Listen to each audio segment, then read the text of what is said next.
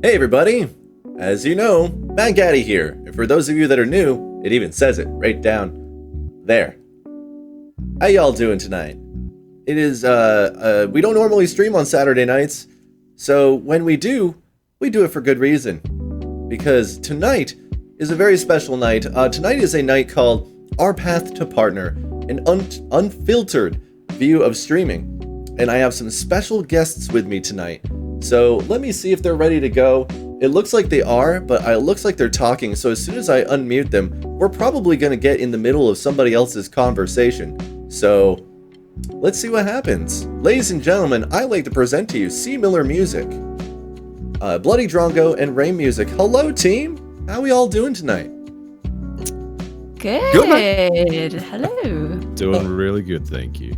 Well, that's fantastic to hear. I am going to play host tonight because just to kind of get the elephant in the room out of the way, the reason I call this, or the reason we call this Our Path to Partner, is because it's been 50 days since we haven't heard from Twitch, and I was kind of being optimistic. And more importantly, this is not about being partnered. This is about the path to getting partnered. And I'm holding a piece of paper because you know what? It feels more official that way.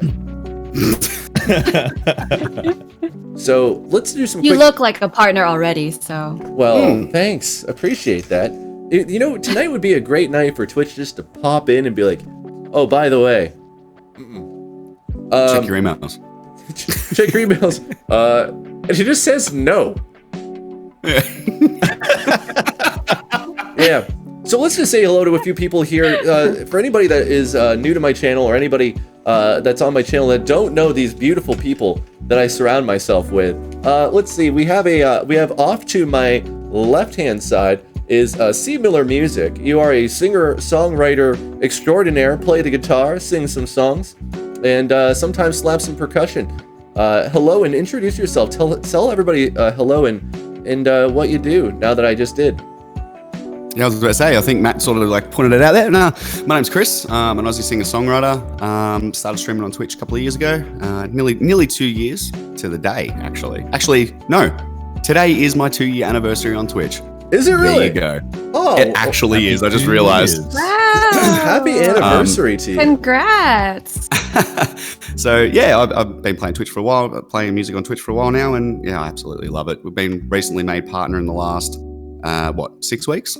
Yeah, we just achieved that. I think that milestone. One of the biggest things about tonight is that each of the three of you have been partnered over the last 6 to 8 weeks. I think is that a safe number to go with? I think for each of you. So you're all baby partners. But speaking of, if you look at my upper left here, we have RaymMusic, also a musician, and here on Twitch. But she brings a different flavor than Chris does. Very much a different flavor, especially when it comes to a special dance that she invented herself that I don't know if we're going to see it tonight.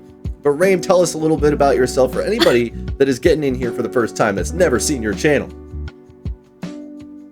My name is Raym. I swear I'm a music streamer, but sometimes when you come in my stream, it doesn't look like a music stream. It might look like I'm just dancing around and maybe making interesting comments and doing crazy dances. But yeah, I usually play piano, sing, and I guess a year ago I got the Ableton Push and I do a little bit of looping, so that's about it. A little bit? You do some amazing looping, and you've been dancing around with, or playing around with the violin over some recent streams. And hey, some of the fun of streaming is watching people learn and develop their craft, right? Yeah. I mean, if you guys are lucky enough, I can showcase that tonight. Yeah, you guys will love it. It's my viewers say it makes their ears bleed. But that's excellent. It's just a river of goodness coming out of the ears. According to this here, we also have a BloodyDrongo just north of me here. You are a gaming streamer, according to this paper here. Bloody, how about you tell us a little bit about yourself for anybody that has not seen you? I honestly thought the segue you were going to use there was, speaking of making your ears bleed, here's BloodyDrongo. No, so yeah, I'm a variety streamer. I play a bunch of different games. I've been streaming for about 2.5 years now, and I've been partnered for about 2 months. Yeah. About 2 months. That's awesome. And you guys all know me. I'm MattGaddy. I am I am Twitch's eternal affiliate, and I do my best to try to make it not look like that. And you know what? I think my biggest achievement is on my alternate channel, Gaddy Plays, just turned affiliate on Thursday. So I'm really proud that I have made affiliate twice. Yeah, because hey, if you can't make partner, you might as well make affiliate a bunch of times. But but outside of that, you know, I play music along with like Chris does, which we were able to collaborate on a track called Fuck 2020. We try not to drop too many F-bombs on the channel, but it is the title of the song after all. So we're kind of using it in a contextual way, is the way I look at this, and which was a pleasure to do. And of course, having you guys here is a joy for me to be able to host on my channel. And I don't know why I'm still holding it. I'm holding this like it's my what do you call it? Yeah, it's like my safety is what it is. Actually, guys, if you see it, it's like a teleprompter. It's a bunch of blank. It's a bunch of blank pieces of paper. No. It's all for show. Yeah. See, the thing is okay. This is gonna be magic here. So it's blank, right? Oh, now there's text on it. Did you see the magic? Did you? Okay, I'm done. No longer a musician streamer, just a magician streamer. That's right. Are there many magician streamers? I don't know if I've ever seen one. Yeah, there's a couple. There's a couple? I need to go find them. Hey, you know, speaking of cooking, Beaver, Raym, you do some amazing food streams. And you have what I would refer to as like the perfect Twitch kitchen. It is immaculate. Everything is so clean. All the angles and everything are so good. Because you're a music streamer, tell us a little bit about your cooking streams. I kind of want to know why or when you got into the cooking gig and added that to the music streaming. That was like from the beginning. I just wanted to create a little bit more of a variety, like for myself and also the viewers, you know. So yeah, and the kitchen it's all thanks to Mama Raym, my mom. I don't clean the kitchen ever, and that's all her, so I gotta give her credit for that. I'm basically a spoiled brat, using my parents as much as possible. So yeah, thank you, Mama Raym. That's Claps for Mama Raym. Well, while we're on the subject, BloodyDrongo, who cleans your kitchen? That would be my partner. Does your partner cleans the kitchen? Chris? Yeah. No, not Chris is your partner. Chris, I'm asking you who cleans the kitchen? I reckon it's about a 50-50 share between me and my wife. Oh, excellent. I reckon. Yeah. My wife and I, we've never cleaned our kitchen before, and it's quite hideous looking. So that's why I do all my cooking streams down here in the stream space. So there is that. There's done. Raym's also done physical fitness streams according to Primo, and she wasn't preparing for a Sephiroth cosplay. Oh, Primo, shut the hell up. I have to get myself in shape because I have a stream coming up in September, and the person I'm dressing up as has like a 6-pack and like massive pectorals and like just is buff as all get out. And I look like the Stay Puft Marshmallow Man if I take my shirt off. So I have some advice for you though, because I've done this on my fitness streams. Yeah. You don't need to work out. You just have to contour. Do you have any bronzer or anything? Maybe your wife has bronzer. Oh. You just have to contour your muscles and it'll look so good. Actually though. The things here. Permanent marker also works for a 6-pack. Just pulls out a bunch of makeup. You kidding me? I just did the Bell stream and I haven't put it away yet, and I have the Aerith cosplay in a couple weeks. So it's still there. They make muscle shirts, says Hopfin Shredder. Hey Joe, how's it going? Wait, we have a pub crawl coming through. What just happened? Did we get a raid? Pub crawl coming through. I apologize, guys. I'm trying to figure out who's the pub. Are any of you responsible for this? I turned off all alerts, so I don't know what's going on here. But apparently we have a pub crawl coming through. No. Yeah. No, I'm not sure. I don't know if you guys are you guys watching through the chat and all that good stuff? Yes, I got the chat open. Yeah, I'm so confused now. Well, that's fine. That's fine. That's fine. I'm already here. I pulled the pin early, so yeah, oh, did you? I'm ahead. I'm ahead of the curve. So speaking ahead of the curve, let's make clear here that both Raym and I are Eastern time zone, and so we're both looking at a little past 8 o'clock right now. Meanwhile, the two of you, are you both 14 hours ahead? I know Chris is 14 hours ahead over in Australia. Are you as well, Bloody, or are you a little bit different?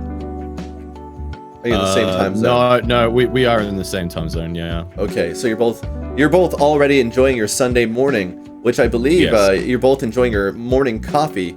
Well, I know Yes. I don't know about you. I'm rocking my water. Raym, what are you drinking? I'm just drinking tea. Drinking tea. What's the tea of choice these days? I mix green and black tea together. I don't know. Is that kind of weird? I just mix like tea leaves together. I Create my own concoction. That'll do. yeah. You know, If you like it, I say go for it.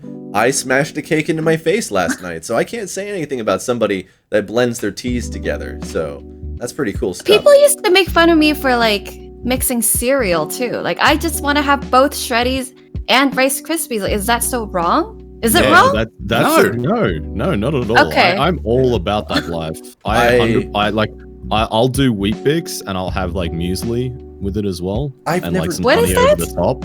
I've never done that before. Meas- Wheat Bix. Weetabix? Bloody Wheat Bix, mate. Wheat Bix. Yeah. It's an Australian childhood staple. How many do you do, Chris? Roughly about 5 to 6 if I eat Wheat Bix in the morning. Yeah. I'm a sixer. You're a sixer. Yeah. I Americans are like, what the hell's don't going on here? understand. I just pour a massive bowl of stuff, and I was never a sugary cereal kind of kid. It's like Rice Chex, Cheerios, things like that. Never mixed cereals though. I'm gonna have to do that. And if you guys are interested, I can send you a variety pack of American cereals that will turn your stomach. That I'm sure you'll love. Yeah, well, if you are tuning in right now, guys, welcome to the cereal stream where we talk about cereal. It's true. There's just Vegemite toast being spammed in your chat right now. That's very good. I like that a lot. And that's also the appropriate amount of Vegemite as well. There's perfect amount. That's excellent. 9 out of 10 Australians approve that amount of toast. Yeah. Vegemite on that toast. Ugh. Now, I know that the main reason why we're here tonight is to talk about the path to partnership. Now, each of you, as we established at the beginning of stream, have been partnered for as much as 2 months in the case of BloodyDrongo. And Raym, I think you a little, like, was it 7 weeks-ish? 6 or 7 weeks? Or longer than that? That's too much math for me. Okay, let's not I math don't then. know. We at least know you are. We at least know you are. So let's talk a little bit about that. I do have these papers for a reason. Now, I guess where it all begins is it says here in items, finding out about making partners. So I'm hoping that each of you, and let's start top left to right to bottom to not, your stories of what it was like when you found out. What were you doing when you found out when that email came in? But tell me about like when you applied, how long you waited, and what happened. Well, just tell me all about what it was like walking through that door, getting that email when you became partnered on Twitch. Let's start with Raym. Why me, huh? Why me, huh? Well, let me tell you.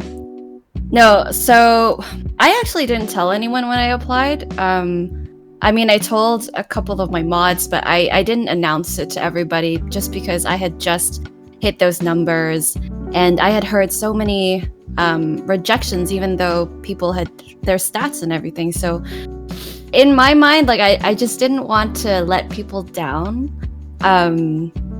So I applied on my own and then I waited. That's smart. It was 35 days.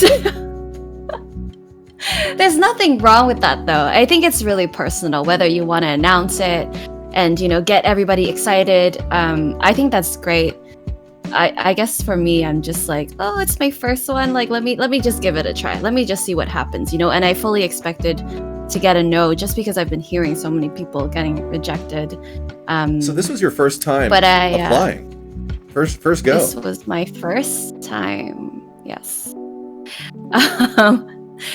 Yeah, and then I found out when I was in the bathroom, just at the end of the day after stream, I was just sitting on the, not to go into that much detail, but I was just sitting on the bathroom going number 1, not number 2. And I had just not going into so much detail.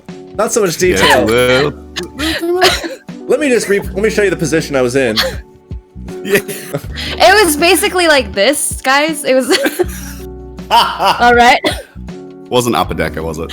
Whoa! What is this email? Oh my god! I made better. Oh. Because I do flush, and yeah, there you go. And that's how it happened. I was so happy. And then I just announced it like the day after, I think. Nice. Yeah. Nice. Who was the first person? Did you run to anybody and tell anybody like, oh my goodness, or you call up somebody? Did you email somebody, message somebody, or keep it to yourself completely? It would have been my mom because, like she was just downstairs, but actually I was just in the middle of a conversation with, I don't know if you guys know Paul the Brave. He's a musician here on Twitch as well. So I was just like chatting with him, and like randomly I got this email. So he was actually the first person I said. I was like, oh my god, guess what happened? Oh my god. So he shared, he was the first person I told, but afterwards it was Mama Raym, who was really happy as well. That's awesome. Yeah. That's too cool. Yeah. It's a good story. A lot of detail, a lot of detail in the wrong places, but it was a good story. Yeah. You asked me because of those details. You knew that story, Matt. Don't even. I might have. We knew it. This may not have been the number 1 time, but the number 2 time that you've told me this story. So, what about you, BloodyDrongo? Tell us your story about what were you doing leading up to finding out about it. How did you react? Where were you? Who did you tell as soon as that happened? So I got accepted on my first application as well. I genuinely wasn't expecting to get it, and I wasn't even going to apply either, but it's Twiggy, who's in the chat now, talked me into it, and she was just like, you have nothing to lose by applying, so you might as well do it. And I was like, okay, all right, sure, no, I'll do it just for a bit of a laugh. And I bit waited. Of a laugh. A bit of a laugh, yeah. No big deal. That's good. Good. And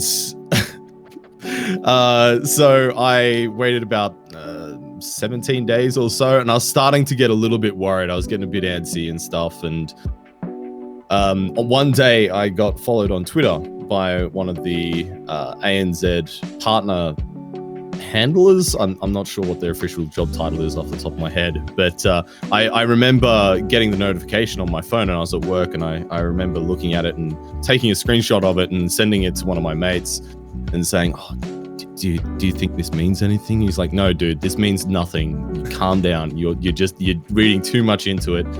But then later that day, I checked my junk inbox, and I'd gotten the partner acceptance email gone to junk. Oh. So yeah, that was kind of the thing. I called and told my partner and my best friend, and then I called a mutual friend of mine and Chris's, Noom. I called him up, and yeah, that was like the first 3 people that I told. So it's the story. That's a good story. And to kind of head everybody off at the pass that's now shouting at me in stream, yes, I've checked my voicemail. Yeah. Nope, I haven't got anything yet. No, I've checked my junk.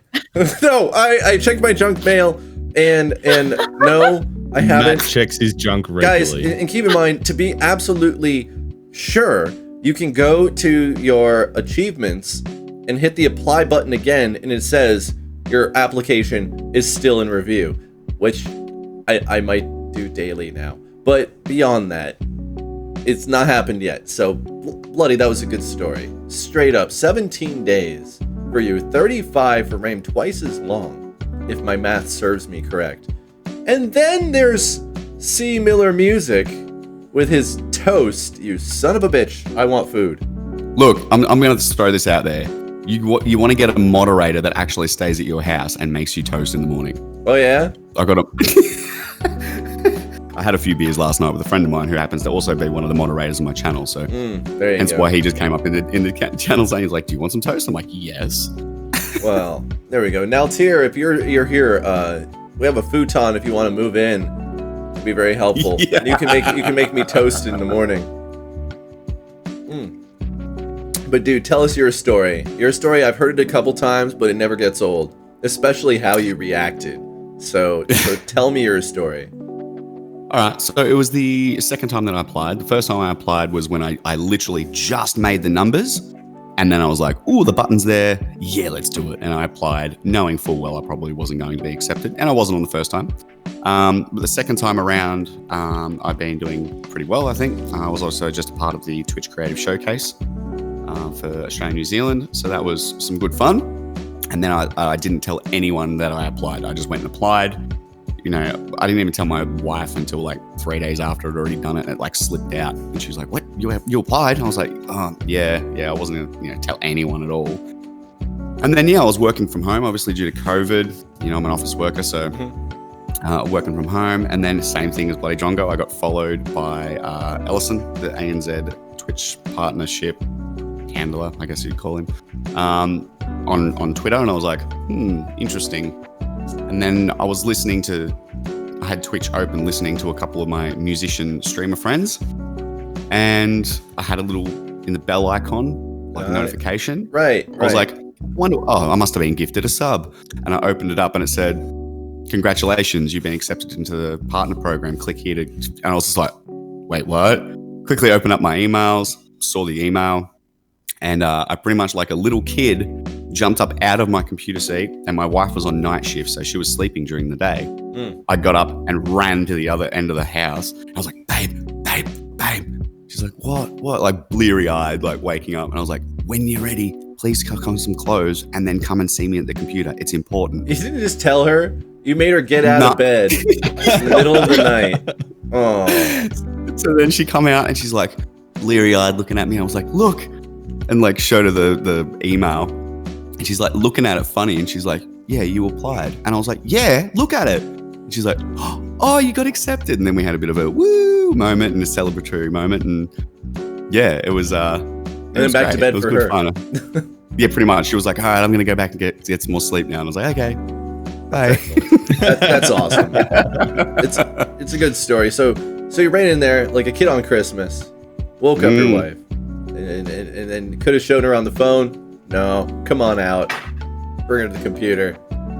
I love it. I want to put that bad boy on big screen to show her. I didn't want to. There you go. No confusion with that. No small letters or anything of that nature. That's exactly. Well, I figure since you guys have shared your story, I will share my story leading up until today. Back in December, I unlocked the Path to Partnership achievement. I knew I was going to get rejected, but Maxidrums actually suggested that I apply anyway, because he had applied and he had gotten rejected his first time around, but some of the information in the rejection email was helpful in helping him identify, what places to apply yourself, what pieces need to be in place to be considered. So I did exactly that, got rejected, got some good ideas, and went from there. In February, I hit it for the first time with the numbers, but I had gotten a massive raid earlier in the month, and they came back and said, your numbers are close, but we're pretty sure you're over the bar because of this incident. Keep going, we'll see what happens. And so then on March 18th, I officially threw my hat in the ring and announced to everybody that I was doing a partner push, which I'm starting to think was a bad idea. But beyond that, we hit the numbers very, very quickly. And after exactly 30 days, we had an average of 76. I went ahead and applied, said, screw it, we'll see what happens. 23 days later, they come back and say, yep, you've hit your numbers. Everything looks good on your stream, but we'd like to watch here for a little bit longer and make sure that you can maintain that trajectory. And they say, if you can keep those numbers and keep that trajectory going, reapply in 3 or 4 weeks. And so I had applied, like that last rejection when I had applied, it was a Friday, at like 9:34 in the morning. On Friday, 9:36 in the morning, exactly 3 weeks after I had gotten rejected, I applied again because my average at that point was now 101. So without going into that level of detail anymore, we are now 50 days later, and I have not heard back. We have an average right now of about 125. Things have been going great. We're having a lot of fun, and I honestly don't know what to say other than I've watched all three of you over the course of the last 2 months get partnered while I sit at my computer waiting for my announcement to come in, and it doesn't, and that's okay. I went from excited to anxious to upset to now it's just humorous. It's just funny to me that it's taking what I would refer to as comically long at this point. And when Chris had said, hey, I just saw the bell went off. So he's like, his advice was leave a Twitch streamer on and wait for that bell to pop on, and maybe you'll catch it that way. I can't tell you how many times I've had subs that expired that set off the bell. Then I'm just like, okay, that's cool. I have also had times where I see the bell go off. I'm like, that's happened before, and I look and I have an email notification, and I open it up and it's Twitch, and I look and it said, Sarah Jazz has sent you a message. It is Saturday and it's Music Exposed tonight. I'm like, damn it, and so I stopped looking. I'll look, I'll find it when I find it. And I think the best way to describe it. It's been 84 years. Yeah. Gross. Anyhow, so that's where I'm at here. I'm pretty excited about. I won't lie. I just want to hear something. Even if I get rejected, just please give me an answer. It's been 50 days. Yeah. But I mean that. Sorry, go ahead. Not all I was at just once. gonna say that's why it's important that on all the branding leading up to this event that we had the little asterisks notifying everybody that there may be traces of affiliate in this it's true. in this call. So yeah. Yeah, Just to point that out. It was ambitious and optimistic of us to say, let's just call it our path to partner. And I appreciated everybody's optimism. You guys have been nothing but supportive to me in my journey so far. And I also do believe that there's a series of events that have happened over the last 50 days where between COVID happening and now there's more streamers, there's more people applying, and then the Mixer thing happened, and now there's people porting over from Mixer. So there's a lot of events that are kind of extenuating circumstances that, it is what it is. And so, we'll see what happens. I have my hopes probably way higher than they should be, but I have been mentally preparing myself to wait 2 months to hear them say, sorry, kid, but you ain't got what it takes. But, I think the length of time tells you that, it's a good sign. Mm-hmm. Like a lot of people that say that the longer they've had to wait, when it's been like really big waiting periods, they've all been necessarily, No, and that's fine. Did you guys ever look for signs? Now, clearly, you had a Twitch handler follow you on Twitter, so you saw that as a sign, I guess we'll say. Were any of you like looking for any, essentially anywhere to read between the lines on was Twitch staff hanging out in your chat for a little bit and you're like, well, they didn't do that until I applied or anything like that? Was anybody, because admittedly I'm looking for everything. Well, I tried reading shoeies, which is like reading tea leaves, but with the dregs of beer in the bottom of my damp shoes. So, the omens from that were very, very positive. But and then you're like, is that a tick? Is that a tick in there? Like, yeah, exactly right. Like, oh, that's the good lint, the lint of fortune. I cannot wait. That's amazing. Oh, that's perfect. Yeah. But other than that, no, I literally had no signs. No Twitch staff came by and hung out in my stream that I was aware of. Right. But I have heard stories like that. I know another streamer that I know who is partnered, Hecky. I believe she had a Twitch staff member raid her actually at the same time her notification came through. Oh, really? Which is pretty awesome. Yeah. So there was, and I have seen that before too. I remember, I think it was Megan, and I'm probably pronouncing her last name, but Megan Lanius, when she actually posted a clip of when she got partnered, and it happened while she was streaming. She had somebody come into stream, said check your email, and she found out. It was a pretty cool moment. It was a pretty cool moment.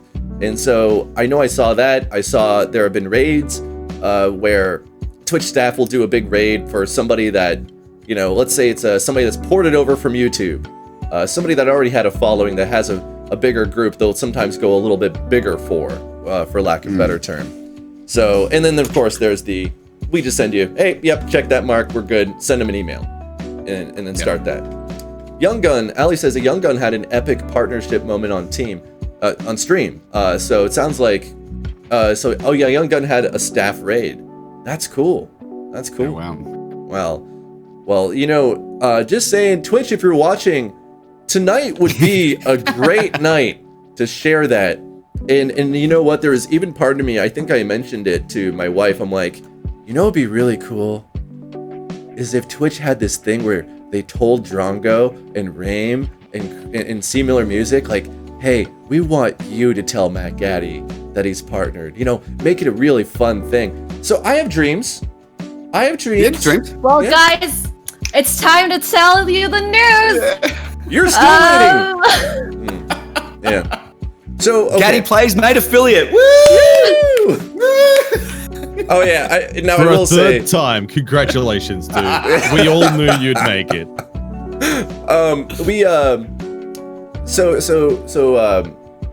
Mr. Miller and I, we talk on a I'd say a frequent enough basis where we'll have behind the scenes video chats, just talking about our streams and crazy ideas and this and that. And so I told him, and like sometimes he'll check in and be like, dude, did you hear something? Did you hear something? And I said, don't worry, I'll make sure you're one of the first people that I tell. And so every 2 weeks or so, I just all caps in Discord, I send him a DM. Guess what? I'm still waiting. You know, and I always time it for like probably right before he wants to wake up in the morning. So I don't know if his phone goes off or not, but I definitely have had moments where he's like, it does. He's like, you prick. And then I wake up and it's like, guess what? I'm like, oh, you asshole. I think the last one that I sent you, if I remember right, was just a picture of my email that I got saying Gaddy Plays became affiliate. Did I send that to you? I can't remember if I did or not. But it was on Discord, and I was like, "Oh my god! Oh, that's exactly the wrong picture." Wait, what? It's still the little wizard and stuff, but you know, it's not the right one. So let's move on to another piece here regarding the partnership and all that jazz. Is we were having a discussion prior, you know, when we were getting all this together regarding, is it a chapter? Is it the end all be all? The getting a partnership on Twitch. Is it something that you put some pieces in place to better your chances of getting a partnership? Or is partnership just a chapter where, hey, we've accomplished that, feather in the cap, let's move on to the next thing? Or are you using it for leverage to get bigger and better things? So this is roundtable at this point. I just wanted the introductions to be a little more organized. But I kind of wanted to understand, you know, what's the next step? What's the top of the mountain? Can you see the top of the mountain from where you're going, or is this a constant path? And whatever other metaphors I can come up with. Tell me your things.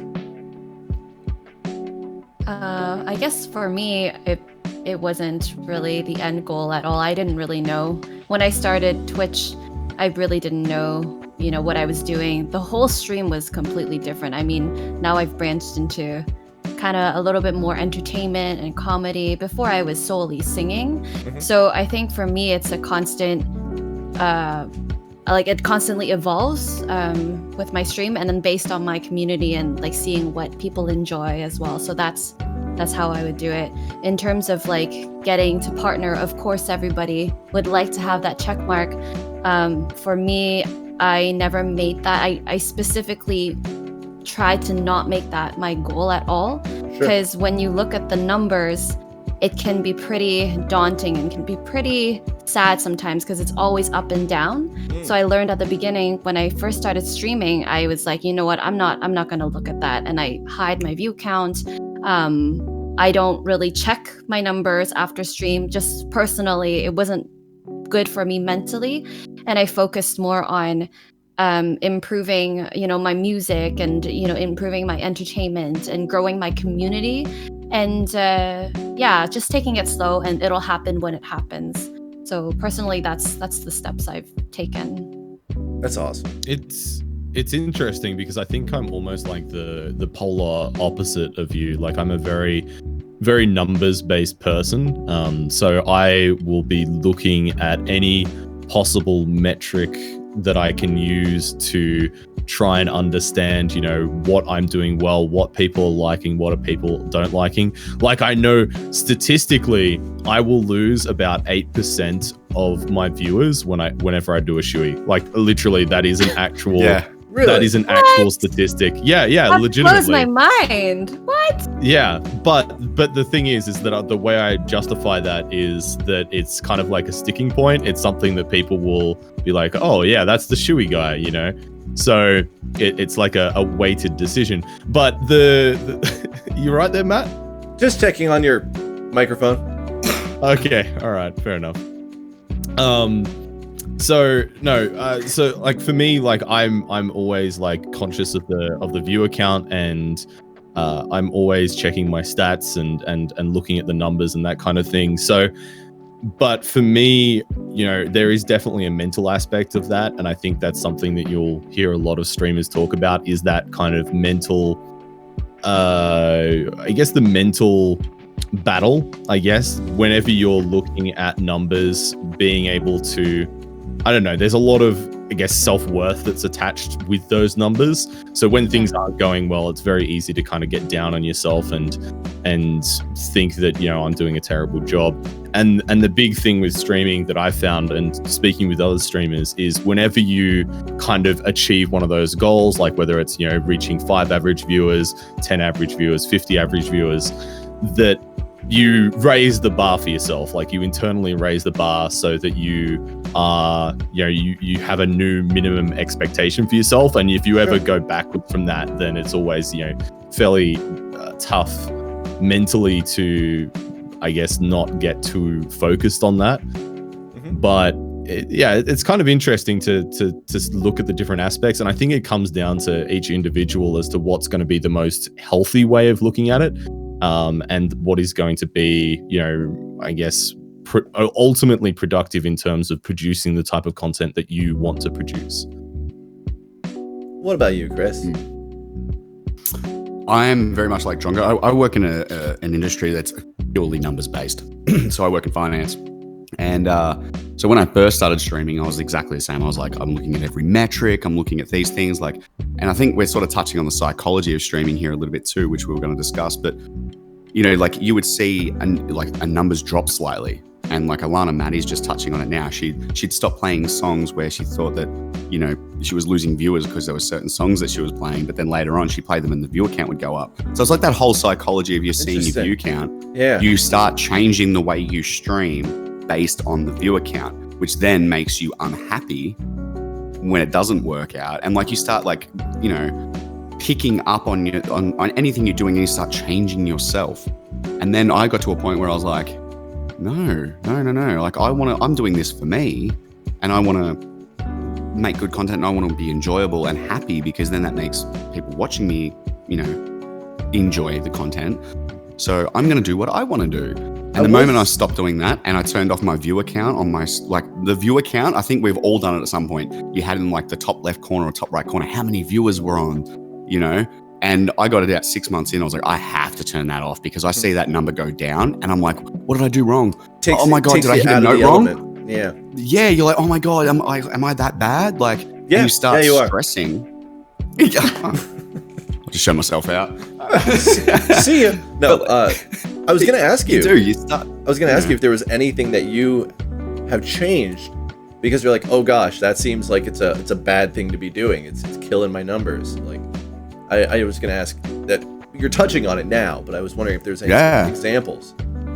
I don't think in overall, like an overarching thing, like I think I just changed everything visually and that, but like in terms of doing simple little things that I felt like hurt my stream, I don't think I've ever really done something that along those lines. Yeah, I just find it that I have to be more thoughtful for myself. So where I was trying to make everyone happy and someone would come in and be like, oh, can you play this song? And I'd be like, oh, maybe. And there'd be like a queue, and then I'd feel like compelled to try do it. And like, whereas now I'm just like, if it's not on the song list, like I can't do it for you at the moment, or I may do it. I don't know. Like, we'll see. I'm not so like, I'm going to try and make everyone happy. Like I'm trying to just make my core community plus people that come in and myself happy, which then makes my stream more enjoyable. And I've noticed now that my numbers, like over the last 3 to 6 months that I started doing that, it changed my whole streaming game altogether. Oh, that's like my numbers started getting so much better because I was enjoying it and people were enjoying me. And like I often get a lot of comments about, oh, you're so positive and happy. And I'm like, because I'm enjoying this. Like I love streaming, but I want to do it for the right reasons. Like I don't want to do it because I'm trying to make everyone else happy. I want to make me happy while I do it. That makes sense. I think that. Sorry. No. Please do, by all means. I think that's really something that gets talked about a lot. I think especially in streamer culture, but I think it often gets channeled in slightly the wrong way. Like I'll see a lot of people talking about, do what makes you happy. But I think sometimes people get that confused with do what makes you happy with do minimum effort, if that makes sense. Because something that I'll see a lot of people kind of do is, they all know that they really want to play a specific game, for example. And obviously, you guys are in a different space being, primarily music streamers. But something you'll see in the gaming, sector of Twitch is a lot of people, maybe playing a game in a particularly difficult directory or something like that, complaining about the numbers, and then not really looking at ways that they can evolve that content and play the game that they want to play. And people will say things like, oh, well, you should just keep at it. But I think you also need to have like that mentality of, do what you want to, but also if you do want to be more than just a hobbyist streamer, to be conscious of and be looking at ways to improve the value of your content and do things and be mindful of things that you can do to actually make what you're doing appealing to people. Like that, I think that's something that a lot of people will, kind of overlook at. It's not, if you do seriously want to be a bigger streamer, a successful streamer, without getting lucky and blowing up, you really do need to be actually thinking of like the asterisks of, do what makes you happy, but also look for the opportunities to improve your content and growing your content. And I think Raym touched on that before, that she's always, kind of evolving, the type of things that she's doing on stream. I think it's a balance for sure, because it's evolved. But I think you have to be genuine. Like everything that I'm doing now, it's still genuine. And I think that translates, because if you're just performing and you're acting a certain way, but that's not you, I think people can see right through that. And then you'll be unhappy too, as you guys said, if you're not true to yourself. So it's a balance between doing what you want to do and then seeing what other people respond to as well. I can tell you that I have had moments where I'm always, throwing things at the wall, see what sticks kind of situation, and finding like what's that secret to success. And the majority of what I've done has all gone into the bucket of things I'm comfortable doing. I very rarely have had situations where I've done something on stream where I'm doing it because I think it's gonna help me, my growth and things like that. I can tell you, I think I only have one true regret of something I did on stream that I was like, okay, I think this is gonna be something that's gonna get people like, to come check it out, be like, oh, what will MattGaddy not do? And you guys have seen a lot of the things I've done, and they are all things I'm perfectly comfortable with doing. For those of you that don't know, the schoolgirl stream from Valentine's Day. And Creative Minds just hit it on the nail on the head. Back in December, I was doing an Easy Bake Oven stream, and for, I think it was like X amount of dollars, I had a list of gross ingredients and said, hey, if you donate this, we'll throw this into the pan. You donate this, we'll throw this into the pan. And I ended up, for a monetary amount, eating cat food that I put tapioca on, put it through an Easy Bake Oven, God. and then took a big old bite of it afterwards. And while I was eating it, I thought to myself, why? This is this what I've become? This is clearly, exactly. Like, is this what I want to be? And it was that day, and I wish it wasn't such a high price to pay. It was that day that I said, you know what? If I'm gonna do goofy content, I'm gonna do it under my own terms. And I'm also just glad nobody chose sardines. But beyond that, it was a learning experience. Perhaps, maybe each of you have had a moment like that where it wasn't as disgusting. And I'm sorry, chat, for those of you that don't know this story and having to hear that. But was there anything that any of you did that, let's open it up a little bit, to tried making a change on stream and you're like, no, that's not working. That's not me. I regret this. I don't think I had like necessarily a single moment like that. I was seeing some people in the chat there talking about, directory positioning and things like that, but I definitely had a self-reflective moment or period of time. I stream a game called Worm Online, which is a very, very, very small niche game. And, at the highest peak of their day, they might have, 300 players online concurrently. So for me, and this is a game that I love, and I've played it a lot, and I stream it once a week. And I was convinced for the longest time that if I ever wanted to have a chance of making partner, that I was going to have to drop it, because I would basically, I'd gotten to the point of reaching like an average of about 20 to 30 concurrent viewers relatively early on in my streaming career, and it just didn't grow after that. Whereas all of my other games started off smaller and then grew and surpassed that relatively quickly. So for me, I had this moment probably about 7 or 8 months ago now, where I was kind of sat there going, okay, what am I going to do about this? I don't know, how to grow this.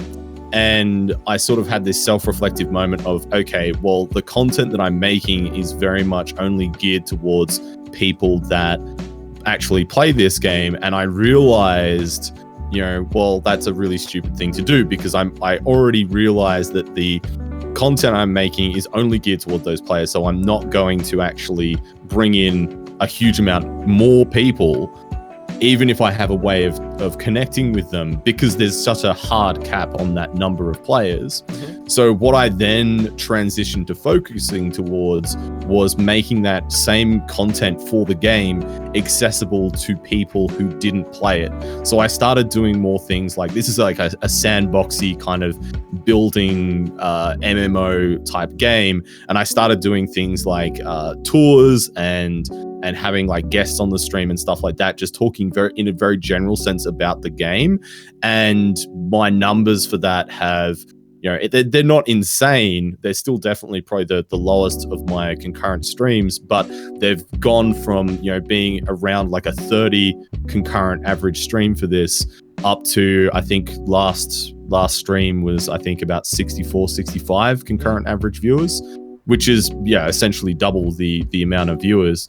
And I will get people who don't necessarily have any interest in that game specifically want to tune in because they find it, compelling. And I've forgotten why I started talking about this, but I guess the whole content moral of the story is, directories, and having that self-reflective moment of, okay, what am I actually doing here? And that's something I try to carry on for the rest of my content. That is an excellent example too, as far as like, I think learning and growth too. For us, like for Raym, Matt, and myself, I think it's almost the opposite.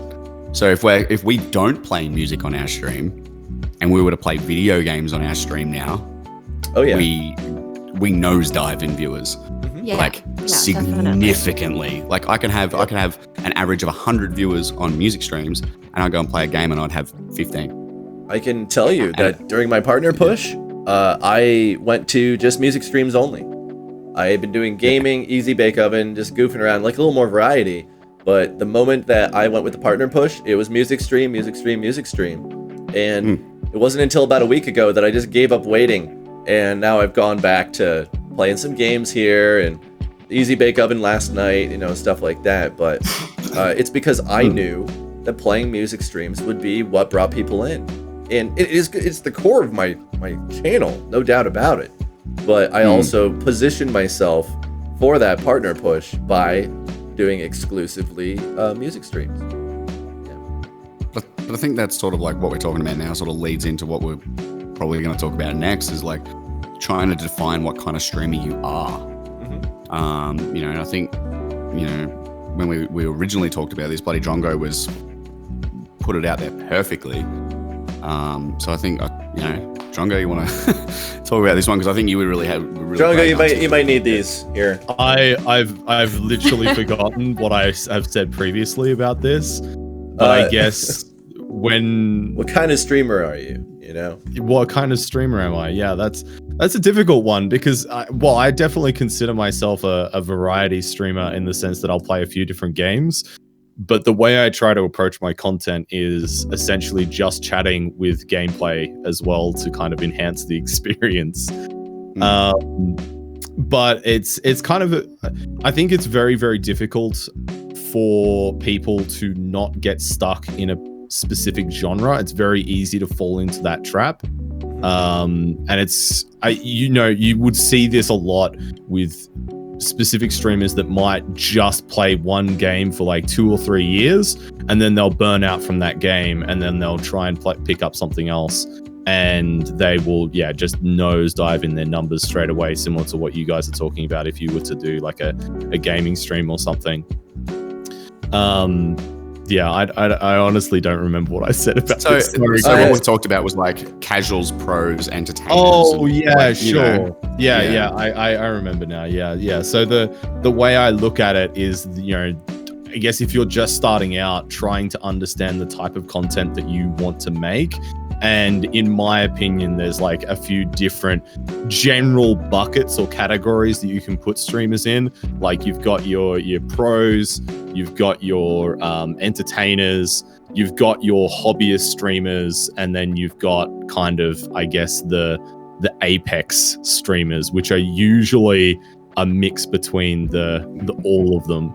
So like with pro streamers, that would be somebody who has, you know, a very masterful skill level in a particular thing, whether that's a video game, whether that's a craft that they're streaming, just something that they're really, really good at, that people will want to watch because of that high skill level. And you don't necessarily need to have like a really high I guess level of charisma to go along with that, because you've got that skill level to kind of couple with it. And then if you're an entertainer streamer or engagement streamer, you need to be able to just be able to engage with your viewers, high engagement with the chat, high levels of entertainment, whether that's skits or, you know, just general high charisma content. And I think that's generally speaking where a large proportion of the Twitch community will kind of sit in, as, you know, I think the majority of people will have at least some strong elements of that. And then you've got your hobbyist streamers that really are just streaming just for a few friends, or just, you know, I guess just for the heck of it, you know, they just want to, you know, just stream some games, and they don't really care too much about the viewership or the numbers, and they won't necessarily put in a huge amount of effort into doing it. And that would also, I guess, kind of cover off into people that don't yet understand their own identity in streaming, or they haven't matured as well, in terms of understanding what they want their content to be. And then I would see like the apex streamers, like if you look at the really, really, really big streamers, they will often be like an amalgamation of all of those. Like, you know, if you look at like Shroud, for example, he's somebody who's extremely proficient at just about any first-person shooter that he goes to, but he's also, you know, quite charismatic and quite funny and very engaged with his chat and things like that. And you could probably look at, you know, XQC as well as being somebody who's in that similar category.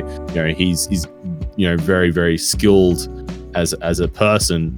And even things like Dr. K, you know, he's a very much a professional in his field, and people are naturally drawn to that. But he's also a very high charismatic person. So yeah.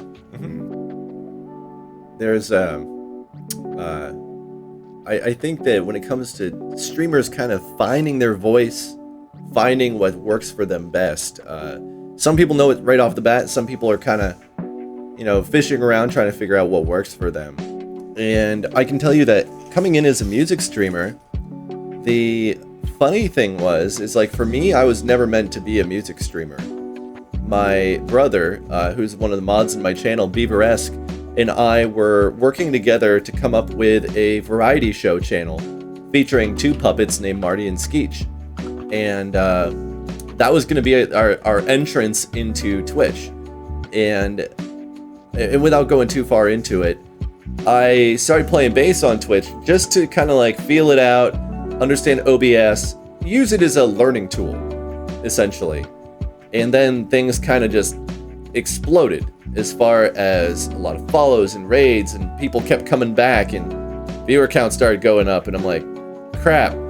We got to a point where Beaveresque and I had to have a tough conversation, and we're like he had actually flown up here from Florida. I live in Ohio, he lives in Florida, and he flew up here. We made all the videos and the alerts and all that stuff. We put a lot of effort into it, and it was tough having that conversation where we're like, yeah, there's no time to do both of these channels. And so finding my voice, at least when it came to how I wanted to dedicate myself on Twitch, music was actually not my first choice, but it quickly became something where I would never want to do anything different than doing what I'm doing today.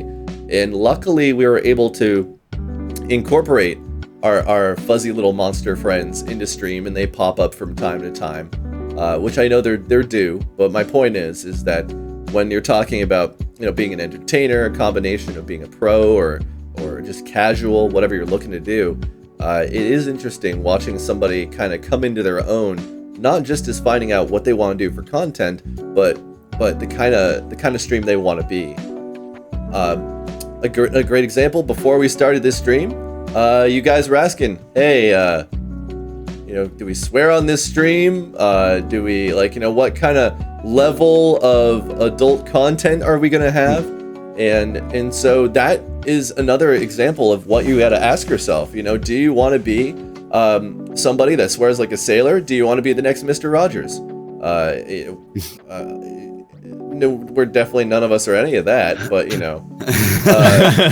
So it's interesting that in a path to partner, don't even go to that step of partner pushing and trying to go for that until you can find out what your core is I guess really what I'm trying to say.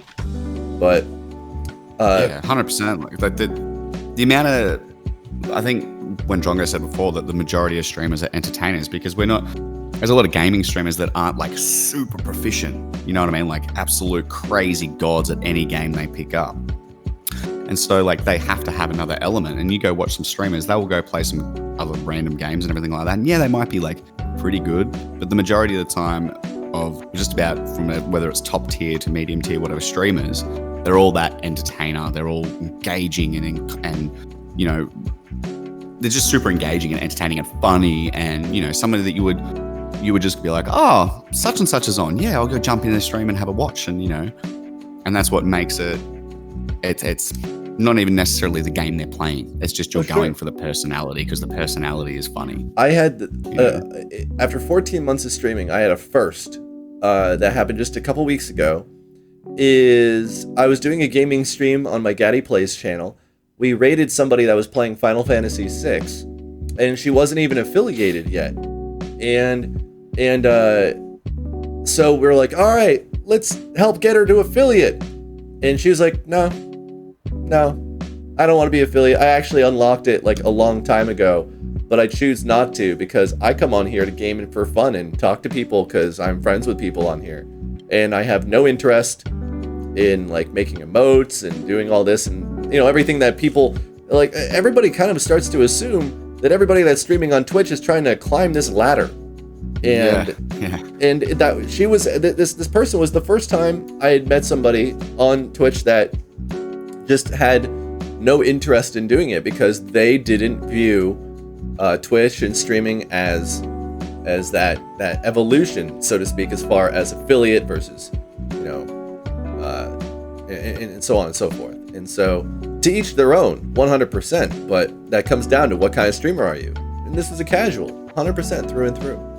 So, but yeah, I thought it, yeah, exactly. May was there, and May said, yeah, it was weird not being able to sub bomb. Now, May here in chat has a tendency that when we have kind of a running joke that whenever we raid new people, I call them blind raids. When you raid somebody you never heard of before, you're not really sure who they are, and you don't know what kind of situation you're going into. We'll say Team Gaddy, we've broken a few streamers with some subs and like hype trains and stuff like that. And it's the most glorious thing as a streamer to see your community band together and just like totally kill them with kindness kind of situation. I know I've definitely in Bloody, I know you and I haven't seen your streams as often as I should be, but I know I've seen Raym and I've seen Chris, both of you have totally killed people with kindness with your raids. And Bloody, technically I have seen you as well. Granted, it was my own channel, but still, I've seen that happen, which is wonderful. Yeah. We've swung past. It was a good time. I am curious though, guys. When it comes to pushing for partner, some of you hit it on your first try, your first attempt. But I also, and Raym, you in particular, correct me if I'm wrong, but you've been streaming for a while. You've been around the block, so to speak, as far as on Twitch for how long now? It's actually my 2-year stream anniversary this later this month. Well, did I say that wrong? Like, was my phrasing? Raym's got around. No, it's not what I mean. That's not wrong. It's not what I mean. Hashtag Damn it. tier 10, guys. Well, congrats on the 2 years. I didn't expect you to bring it up here, but I guess I could do some self-promotion. No, please. I mean, we're Twitch streamers. Isn't that what we sometimes do from time to time? I don't know. But no, I guess all I'm trying to say is that you waited until almost 2 years of streaming to even apply for the first time. Is really, and to me, that feels like a long time. I know somebody, you guys are probably familiar with Andy the Frenchie. She was partnered on her 6-month anniversary. To me, that is a very fast turnaround for somebody that was not established on another platform to come in green and just fire themselves up the ladder and 6 months later, you know, achieve partnership. And so I know some people that have been on Twitch for 4 or 5 years and they're still, so to speak, climbing the ladder. And so it becomes a question of, you know, what is that special sauce? What is that attraction that people find, whether it's a slow burn or, you know, fast and furious, that gets them to that partnership level, whether or not it's what they're trying to achieve, whether or not it's something that you're like, it sounds like from your case, you streamed and said, now it feels like the right time, I'm not going to tell anybody. And then you figured, hey, I might as well just sit down, try number 1 and see if I get partnered. Yeah, it's not that I didn't want to apply before the 2 years. I just never hit those numbers, you know? And I guess, especially in the beginning, I didn't put 100% of my time into streaming. Like, I still wanted to be, I'm primarily a musician, and, you know, let's focus on writing my own music and, you know, improving my craft and getting live gigs. And then streaming was kind of like a side thing. I think if I had put more effort into, like, we didn't talk about this at all, but I feel like networking is a huge part of growing your stream. Absolutely. And For me, personally, I'm not a big networker. Like I don't really do that a lot. Like I don't go into people's stream and like stay there and say hi and whatnot. For me, it's a little bit unnatural. I try to do that. For me, it's a conscious effort to go and support people that have come to support me. So if that is natural for you, I think that that's going to help your growth a lot if you are part of other people's communities. I have a friend who, was in my community, and he started streaming, and he was already getting numbers that are much better than the average beginner because they're already part of a community, So I think if you want to grow faster, networking is a big way. It's a really good way to do that. 100%. That would be my number one recommendation is before you even start streaming, spend a couple months on Twitch and go float around and just find the places you enjoy hanging out. Become part of a community.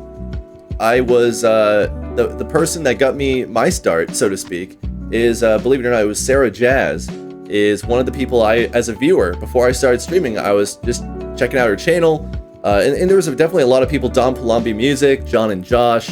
There's a few people that I just, felt like this was a fun place to hang out. And as soon as I went in day one, I ended up getting rated by Sarah Jazz. She had a particularly large group that day, and they got me to affiliate as far as the 50 follower count. So starting off, being a known quantity, having your name out there, so to speak, even if as a viewer, just be a good person. Go out there, hang out, and be part of the community. And the one thing I love, and Bloody, I apologize, I don't mean it to sound like exclusive to the Twitch music section, but god dang, we have a good community here that supports each other so much. And yeah, I really do. There's a lot of people that I've seen in the last few months especially that are coming onto Twitch that were originally out there performing live. Because of COVID-19, they were looking for another outlet, so to speak, came onto Twitch, and then boom, like we hit them hard with all that kindness, and like the Rusty Pieces, for example, I absolutely love them. They have an excellent growth, and I think, Rusty Pieces are right there. That's good timing.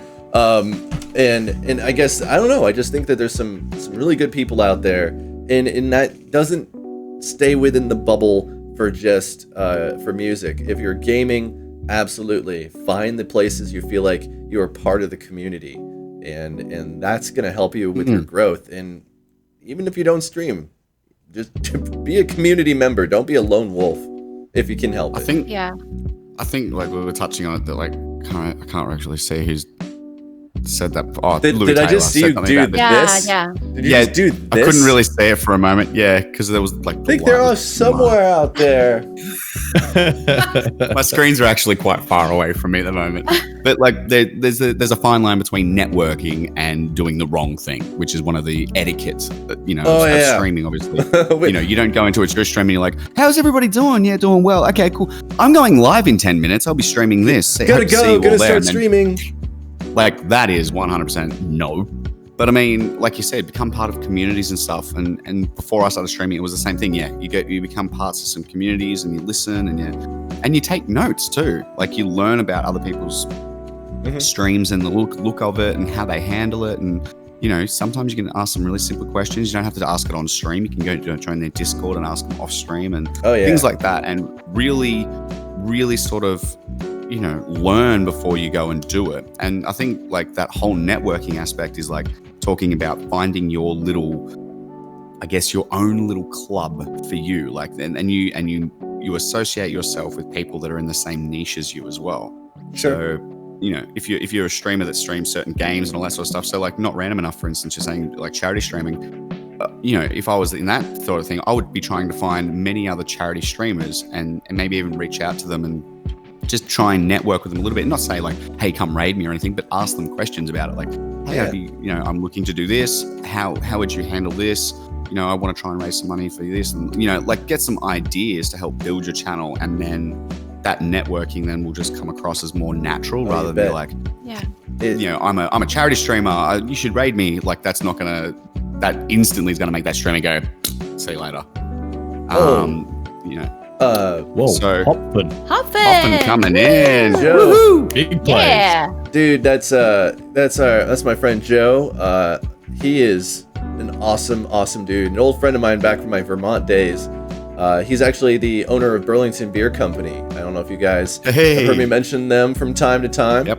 But if Bloody and C Miller, you ever come over to the States, I will help find this beer for you. Raym, you said you don't drink, so I would include you in that if you'd like to get in on that. But my goodness, best stuff out there. Wow. Sorry, just doing a Well, quick look, plug there. I'm looking currently for a beer sponsorship and a shoe sponsor as well. that's I funny. don't know if you know where I'm going with that one, but yeah, just No, putting that out they there. are my very first sponsor, a good old BB Co. Oh really? Oh, Yeah. now I feel bad. Yeah, now, yeah, now I feel just- like a jerk. just saying. Funny enough. Yeah. Actually, hold on. I was about to go and start plugging my subathon next Sunday, and we're giving away a bunch of BB Co swag. But beyond that, I'm curious to get back to the conversation. I do want to ask each of you if you're comfortable with answering this question. Is when you have a new person coming in and saying, hey, I'm gonna go start streaming in 10 minutes, or hey, you guys should follow me, I'm a new streamer here, and it's a little tactless. Whether it be in that category, is there a pet peeve?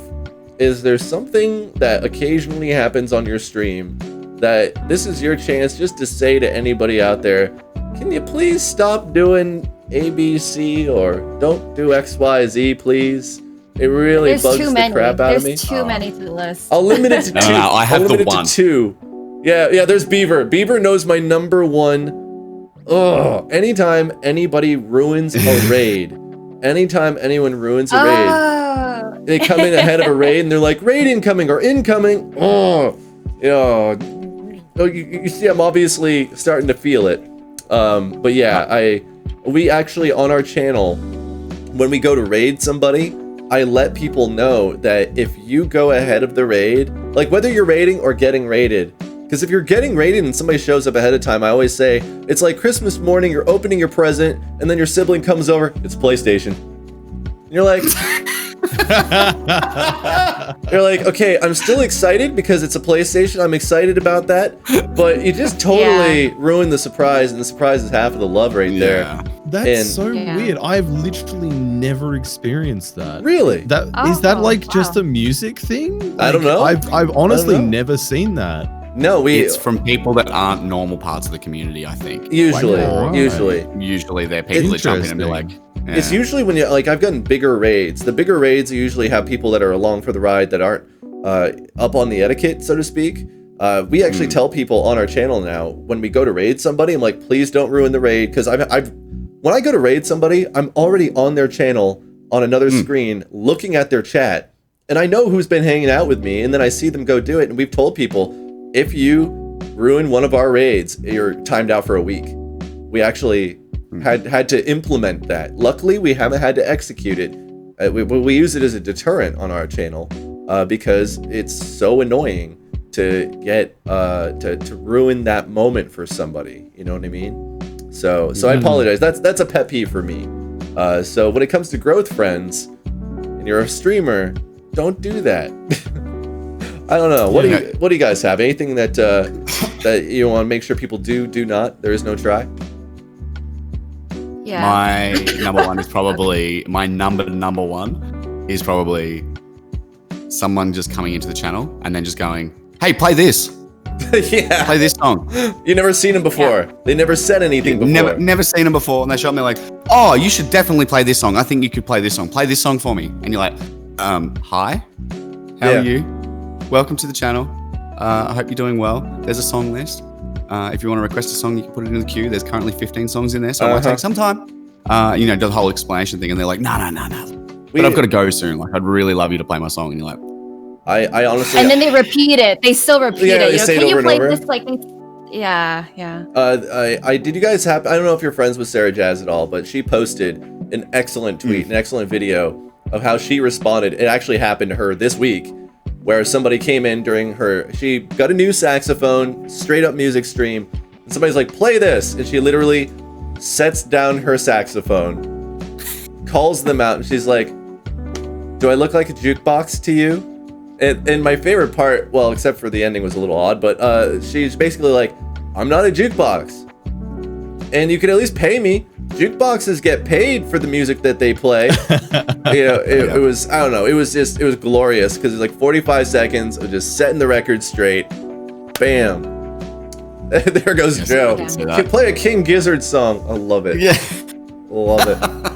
That I agree. happens so often. Doesn't it, Raym? It's so... Play Bleed. Or people who come in and they're like, "Oh, do you want to collab?" I don't know if you guys get that, but I've never seen this person before. They come in, "You have a great voice, let's collab." And I've never said, like, why would I say yes? I did that when I was new once.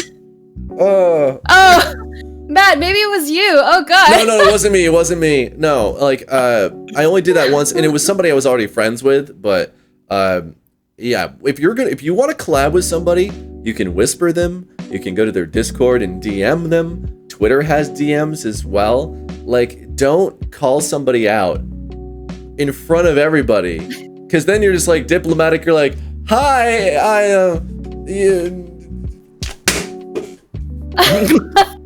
no." I don't know. But anyway, I have to say Sorry. do you ever have? I'm gonna say one more. Oops, yes, please. I would love to hear Raym, that. go.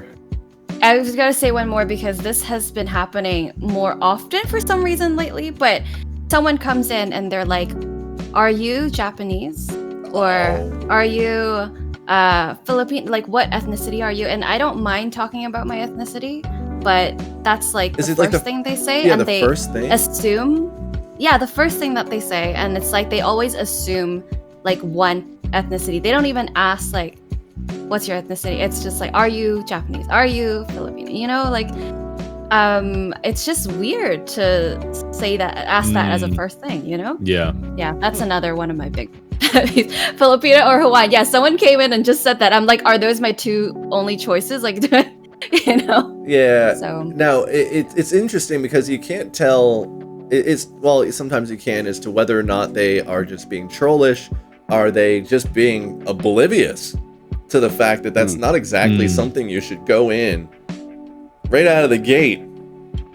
And you know, maybe they're a similar ethnicity and they want to find somebody that, you know, they can relate to on an ethnic level. I don't know, but it's not really. You're just a name on a screen at that point.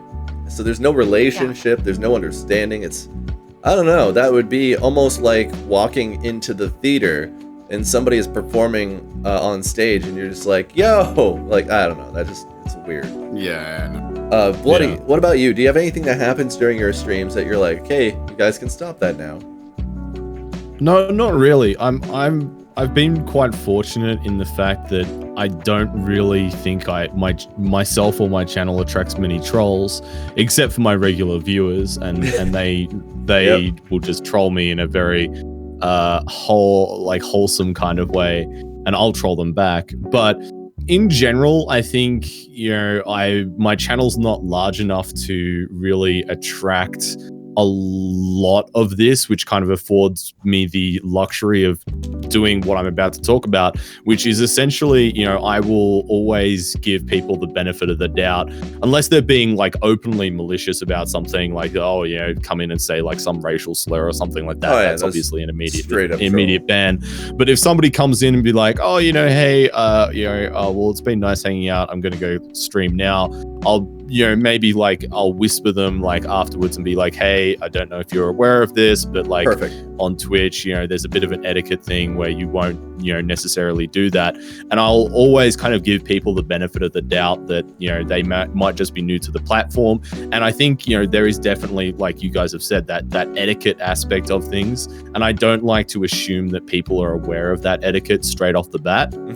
And, you know, I've had like, you know, people come in and, you know, do something that I may not necessarily agree with. And I'll be like, "Hey man, like, you know, this is, you know, either like, depending on what they've done, like, hey man, just like settle down, or, you know, that's not something we would necessarily do around here," and kind of explain why, not like in a, you know, you're not welcome here, because I want to try and welcome as many people as I can in, but in a way that is, hey, just, so you're aware that's not all right. That's not how we do things around here. So, I tend to try and be as understanding as possible. And I think that mentality has meant for my particular, I guess, community or corner of Twitch, that it's worked fairly well. We don't really have too many problems with trolls or anything like that. So, yeah, but I think, I guess the obliviousness of some people is definitely something that's a bit tricky to manage. For sure. And I think, ultimately for like a lot of you guys, people coming in and being like, hey, streamer, play this song, dance for me, puppet, obviously you can't, that happens so often that you can't be sat there having that conversation with every viewer that comes in and be like, play a song, and you're like, well, actually, listen here, bucko, that's not going to happen. That's not how we do things around here. Because you'd never play any songs ever if you did that. But sure. I think, giving people the benefit of the doubt is something that I definitely try to do. One of the things you guys touched on earlier was, things that helped you with streaming, whether it's trying to network was, I think, the thing we agree that is pretty solid, a solid way to be able to kind of get your name out there. But we did have a list on one of these official papers that I printed out on strategies to increase overall viewership. Things that you can do, that anybody can do. It's you don't have to have you don't need a particular set of skills. It's just things that everybody can do. We wrote down social media, setting goals, having a consistent schedule, community engagement. Are you just playing and you're the performer and they're the audience and you don't interact? Tell me a little bit about what you guys do as far as what you think helps you be successful, helped get you to that partner level, or are qualities that you think that Twitch looks for in a partner. I'd like to know. So I might just jump in quickly before we move off the topic, because I guess establishing myself, I'm not a networked focused person. Like I pretty much suck at social media and being part of communities and stuff. Like for me, I work full time and I also stream, 4 days a week as well, which means I have very little time to kind of give to other people and be active as part of other communities and things like that. So networking for me is always a bit of a struggle. But I started out, before coming to Twitch, 2.5 years ago, I was doing YouTube before that, just as a very much like a casual hobby thing. And that kind of helped establish myself on Twitch when I came here. It meant that I was able to, start off with, I think about 10 average or 10 concurrent viewers, which is a massive, kind of jumping off point when you're very, very small, because I know a lot of people kind of spend a huge amount of time grinding away at that, the affiliate goal. So I think there's a huge amount of value to be said for the fact that, having a presence on other platforms such as like YouTube, Twitter, I guess even like TikTok these days and things like that. Having a presence on other platforms is really, really important, especially when you're starting out, in my opinion, because those other platforms have better discoverability tools and will allow you to kind of grow yourself or grow at least a little bit of an established following. And even if you have, if you can grab, 5 average people or 10 average people to bring over to Twitch and start watching you, that is going to give you a massive kind of leapfrog over the directory position, because there's going to be, depending on what directory you're streaming in, you might have, anywhere up to like 100 channels below you that have less than 5 average viewers or something like that. So being able to jump out of that is super important. So I think that's an aspect that is definitely worth considering, is having that presence in other platforms. That's a very good point. I use Twitter. I am just starting to understand this Instagram thing. I consider I think what was it when we were doing our discovery a little bit, when we were getting these documents ready during our initial chat, the 4 of us, we established that I'm the old man of the group, and so I don't understand I don't understand the TikTok that the kids are using these days. I don't know what accent that was, honestly. Yeah, that was weird. It was a little weird. I started Irish and then went French and went old man. I'm not sure how that happened. But my point is that you're absolutely right. I've been trying to find time to get onto YouTube because purely what you just said, the discoverability aspect of it is huge. Yeah, we all have our Discords and you can... to me, Discord happens when people are already on your stream and you're like, hey, if you're interested, come on over to my Discord, check out some behind the scenes, see some other stuff. Twitter is a way to communicate with the network that you are also establishing, but casting that net to bring in new people, I do think that, you know, YouTube is an excellent source. I know that Lara6683, she has spoken very highly of her YouTube videos. Her YouTube and Reddit are what brings in the majority of new people, because in Twitch, in reality, in the music section in particular, it's a much smaller pond compared to the gaming community, and we're still at a state where you are going to plateau at some point. That, yeah, there's always new people to come in, but you know, for me, I just hit 5,000 followers, and I found that when you're raiding within your own music community, you're starting to raid, you know, the same faces, which there's nothing wrong with that. But when you start branching out, raids are also a great way to be able to get your name out there, I feel. Find somebody new. Cast that net a little wider. Go to other social medias, like you said. I forgot my point, but yes, I agree with you. Well, I think the way you've got to look at it as well is that you know, Twitch is still, you know, is a large platform, but it's still, relatively speaking, quite niche in the grand scheme of things. Like, I think Twitch has in something around 15 million average daily users, something like that, whereas YouTube, by comparison, has close to 1 billion or something like that. So YouTube as a platform, and, you know, Twitter and Facebook and things like that, if you can get the right content onto those platforms, they have, you know, algorithms and, you know, search categories and tagging systems that will get your content found. And if people can relate to that content, then they'll come to Twitch. Whereas inversely, Twitch doesn't really have that same power. You can't well, I mean, Twitch does have tagging, but I mean, let's be real here. We don't, you know, generally speaking, people won't go looking for specific tags. They'll usually go to a game category or a directory that they are specifically interested in, and usually click within like the top 8 channels. Yep. Generally speaking. So there's not really that same discoverability factor, especially if you're smaller.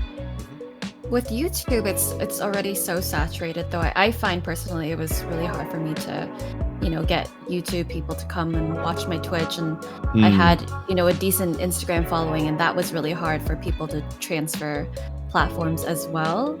But I think that's important. I think it's like you got to be consistent with each platform then to, you know, to build your community and, you know, get them to transfer over.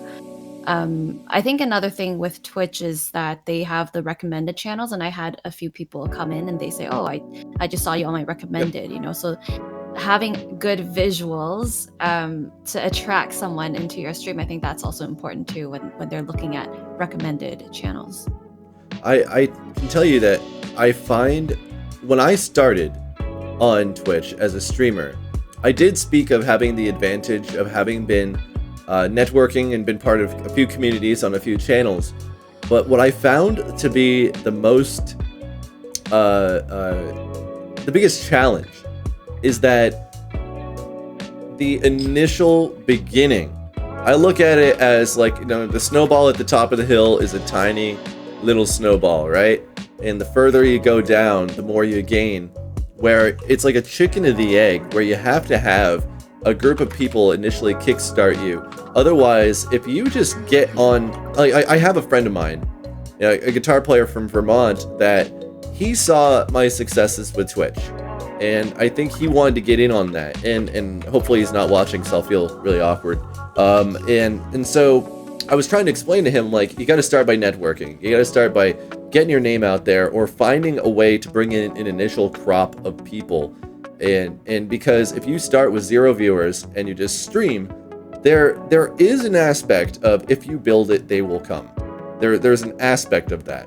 But if you're playing nobody and you're not advertising, you're not doing anything, nobody's going to show up. It's going to be a really tough climb, so to speak. And he ended up giving up about 3 months later because he only had an average viewer count of like 3 to 5 people. And I could not stress enough to him. I'm like, even if you have somebody help you out, even if you have somebody that raids you or hosts you and gets you that initial bump, I don't know about you guys, but I found Twitch to be a grind. It is a slow burn. It is not a very, very few people get that rocket ship up to a high concurrent view count. And if it was different for any of the 3 of you, definitely let me know.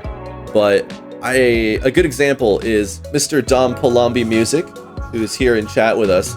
Dom and I have had a multitude of conversations about growth and about plateaus and being like, man, we had a great week. And then all of a sudden it's like, hey, there's 2 weeks and I feel like my viewer count like plateaued or went down. We don't know what we're doing. We were bouncing ideas off each other constantly about what it is. And we kept coming back to the same answer. Until we come up with a better answer, keep grinding, keep playing, keep going. Don't stop. Don't stop, because if you get discouraged and you stop, what is it, 0% chance of success if you don't try? If that makes any sense. Did you guys find that happening in your channels at all, where you had like down weeks, down days, starting to get psyched out, but you just got to keep grinding? Yeah, don't stop believing, Yoda Master says.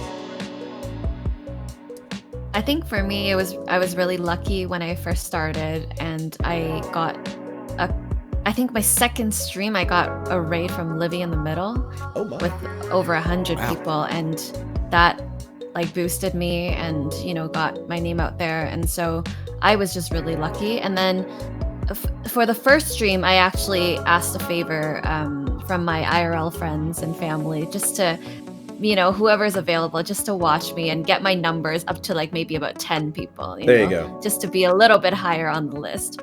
But I was just really lucky with the music community, and they were promoting me. But definitely after that, I had numbers go down and plateau and all that, especially after big raids. You see your numbers go up, but they definitely go down as well. So I think as a streamer, you just have to realize that that is the nature of it.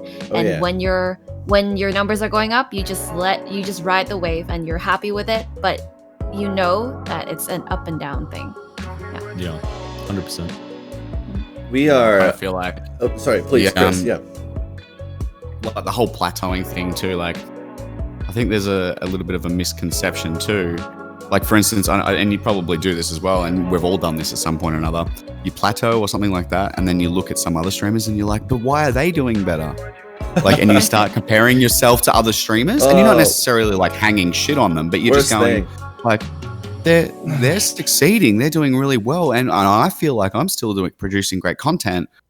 So am I really, or am I not producing content? Like, you start really questioning everything about yourself and your stream and everything. You start getting in your own head. Again, streamer psychology.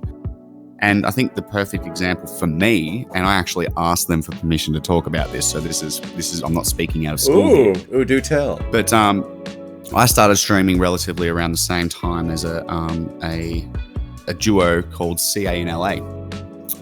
And they hit their partner roughly in about 6 months as well. And at the time, I was like, but why not? Why? Like, I don't get it. Like, I was comparing myself to them, and and then I had, obviously you get the old adage, oh, it's because they're girls, like you get, that's the whole thing that was like pushed towards me. And then it was that whole, like, I don't understand what's happening here. And then I actually stopped and went, right, I'm actually going to step outside and have a look at my stream as a viewer rather than just me being a, insider looking at my own stuff, right? And then that's when I started noticing things that I could change. So it was just simply like, for instance, you look at all of our streams now, production-wise, like, it looks inviting, it looks nice. Like, Raym's got some beautiful big purple balls in the background. Thank you. I love Raym's balls. Best like, balls on Twitch. it's inviting, right? And then you look at your stream, Matt, and it's got a production level. It's got like a studio room, and it's all, and things are happening. So like in terms of like the way it looks is just super inviting for people, even on the recommended channel, because if they don't look at your channel, I'll let you know if that's part of it, buddy. I'll let you know. But it's something to look at, right? Like, and even mine, Sure, like I've hung some guitars and I've got some other things. So it's just like something different. Whereas I looked at my stream even 12 months ago and I was like, my shit looked whack. It didn't sound great. Like there was an audio, like I've increased my level of audio, I've increased my level of visual, and then things started to change. So and it wasn't necessarily because I was comparing it to something else. I looked at CA and LA and went, why are they and I'm not? Sure. And it's because my channel was just not as good. It's just plain and simple. That's all it was. It was not as good. And you see a lot of the streamers now even coming through, like the new streamers that come in, they have great sound quality, they have great video, and all of a sudden they're hitting 50, 60 average and they've been on stream for 3 months. And it's just a general like overall arching thing is that the production and the way everything looks and sounds is just much better than like someone like me who literally started with a $10 microphone and no mixer and nothing. Like I started off with the crappiest of stuff and over time built it up. But it's just comparing yourself to other people, what I'm trying to say is it can necessarily be a really bad thing like for you mentally. But at the same time, if you use it as well, I want to achieve that level. How do I get there? Okay, I need to make some adjustments here and not just go, it's because they're girls. Because at the end of the day, statistics say, Drongo, and we talked about this earlier, statistics say it's actually harder for women to make it on Twitch. I would imagine. Just by about every metric, qualifiable metric, it is harder for women on Twitch to grow. And so it's such a false thing when people say, they're just making it because they're movie streamers, things like that. It's just so, the scary thing is that there's people out there that genuinely believe that, and they will, fight to the death saying that kind of stuff. But, it comes from a place of ignorance and not really understanding the whole Twitch, I guess, landscape as a platform. But I think it's really interesting, and I think the psychology of streaming is something that's really interesting to me. And this is kind of I probably about 2 or 3 years ago, I went through a stage in my life where I massively kind of changed the way that I was doing everything in my life and the way I looked at things. And I think in some industries or some circles, it's called transitioning to a growth mindset. And then basically I kind of got to a point in my life where I was like, I'm not really happy with, where things are at. And then I started, stop looking around and blaming other people or, just kind of sitting on my hands and waiting for things to happen for me, and then started looking at it through the lens of, okay, well, what can I do to teach myself this? What can I do to, I guess, improve this situation, start working towards things? And I kind of had to, teach myself to start learning things again, which is something I hadn't really ever done. Like I never, went to, university or anything like that. I never taught myself to learn things. But I think especially in life in general, but on Twitch specifically, being able to actively look for things that you can learn and look for things that you can improve is a really, really important skill to have. And, we talked about it earlier, the natural evolution of somebody's stream. I think being able to, I guess, look at yourself through a critical lens, not necessarily in a negative light, but in a positive, forward-thinking way, is a really, really powerful tool that you can use to kind of improve your stream and grow your stream by extension from that. Something that Chris had said that I think is interesting to look at, where you were saying when you were evaluating your own stream, kind of saying, I gotta take myself out of the box here. I'm like a little narrow vision almost to your stream moving forward. You gotta get a different perspective. I guess where I'm going with it is that we each have different things of a vision for how we want our stream to look, right? And for me, I love production value.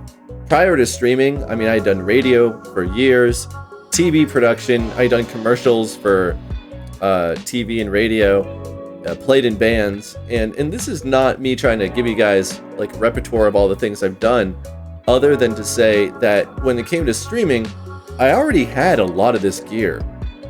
And to me, because I had that background, I always thought like, okay, what are the things I've seen on Twitch that I like so much? And it was the higher production value, the multiple cameras, the cool angles. I thought to myself, when I watch TV and I watch a live broadcast or I watch a live music concert, what are the things I like the most about it? And my thought was the multi-camera angles, to be able to get in on the action, feel like you're getting like nice intimate example of what's happening on stream or on during the show. And so to me, I wanted to replicate that and give that as my stream to the viewers. The viewing experience is getting the full interaction, multiple views and all that good stuff. But then I will go and I will watch streamers that are, I call them single camera streamers.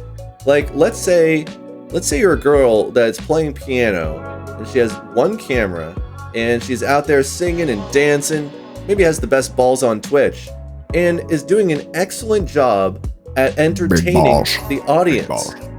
All I'm trying to say, I'm sorry, Alana, yes, I was talking about Alana Maddie, yes. My point is that it takes all kinds, from the best production value, having a great camera, multiple cameras, doing all your cool stuff. I mean, you guys have seen, you've seen Scene of Action, right? Like, to me, that production value is off the hook. Or how about, Cardboard Cowboy? Holy crap. That to me is one of the funniest, most entertaining streams on Twitch right now, and the production value is prime. Mr. Greggle is another great example. But then, like I said, you have people that are enormously popular, and they're sometimes just green screen in the corner during a video game. So production value is very important. You know, having a good microphone, a good camera, all that stuff. But I guess I just am trying to stress, on a person's path to partner, the production value, the foundation is absolutely important. Having a good layout, a good look and feel for your stream, but it's not the end all be all. At the end of the day, a lot of it can be frosting. And sometimes people just don't like all frosting. Sometimes they just want a good foundation, a good meal. I think that ties quite neatly in with the point that I think, you've always got to be mindful that what gives somebody value as a viewer is entirely subjective. So people might tune into the stream, and specifically seek out very, very small streams because for them specifically, the value that Twitch offers them is the ability to interact with that streamer and have that, relatively personalized connection. For other people, it might be tuning into a stream that has, like a really, kind of wacky out there kind of style or entertainment value. And then, there'll be other people, and I know I'm not going to call out anybody specifically, but I know somebody in chat said earlier something along the lines of, booby streamers just do that because they don't have any other skills or something along that. But you've got to also realize that, they are, the people that consume a sexualized content are not the same people that are going to be going out and watching necessarily the same content elsewhere. That they won't be looking out for specific like high level coding streams or like psychology streams or something like that. It's all different levels of consumers. So although I'm just gonna point out, sexual coding is a new stream that we need to see out there. Just gonna say sexual coding. Yeah, like coding up a computer. Excuse me, hold on a minute here. Just me like typing in Java in a G string, mate. I'm going to be pulling numbers, mate. Can we do a collab? Sorry, just bringing it back. That sounds like a great idea. C++ cup that is quality Beavers. Oh Bravo. my god, dude. That is best comment of entire stream. Holy Beavers, you win. moly. You win. Oh, Holy shit. Well, on Boy. that note, though, guys, we're coming up on the 2-hour mark. I'm not trying to cut anybody off, and please continue your thought after. But I'm just gonna say, I would recommend we start taking questions from chat, if there are any. If there are any, I think it would be great. And whether you guys want to ask us all as a whole, if you have questions for a specific streamer, definitely focus on these three, because you all get enough of me any other day, obviously. So, I think Matt still has. No, Beaver, I don't. I mailed it to Pointy. Remember, Pointy won my golden G-string. Technically, CMillerMusic, I gave him a golden G-string as well. You gave me more than just the golden G-string. I did give you more than just the golden G-string. And we're going to leave the context completely out of it. You could figure it out. All right, so Ruiner, to everyone, which starter Pokemon would you choose and why? Charmander, because it's the best, obviously, please. No, it's Next Squirtle. question. Come on. Does Eevee count? Is that a starter? Is Eevee a starter? I don't know Pokemon. No. With the original starters. Oh, the original starters? Probably Charizard. Is that a starter? Okay, we're going to move on from that comment. Mine was also Charmander for the record. I don't know. Why? Squirtle can just squirt on you and put you out. So just saying. Well, like, I mean, it's sort of, what is it, rock, paper, scissors at the start of Pokemon, right? But it's for later on that it gets better. All right, I'm gonna look thoughts on streaming the same content instead of variety. So, like you're saying, like thoughts on, like, let's say you're a music streamer, so do just music versus mixing it up once in a while. So that's the question, or just get your thoughts on it. I think that it all comes down to the streamer. If you like doing music and music's your gig, then keep doing music. If you want to switch it up and play some Jackbox, if you want to do it, you got to do it. And to me, it all comes down to one question. What do you want to do with your channel? You know, if you want to just do whatever the hell you want to do it. If you want to try to grow your channel and become a partner, you can do it on your own terms. You can do what you think is going to get you there. It all comes down to what you want. Yeah, I think the it's other. important. Sorry. Go ahead, Raym. Please. I just, it's just a short comment, but I just think it's important to not put so much pressure on knowing exactly what you want to do at the start, because as I said, like, it's really about the evolution of your stream and finding out who you are. It's like finding yourself, you know, to be super cheesy. But yeah, you don't have to know everything at the start. Just try it out. Try different things and see what happens. Yeah. 100%. And I think the one thing, if you are going to focus on a specific genre or a specific directory in Twitch, I think the one thing to just be mindful of is if you are going to just stream in that one directory, if you do grow, be prepared for, if you ever get burnt out from that specific genre or directory, that you will probably see a drop in numbers. I guess just bear that in mind.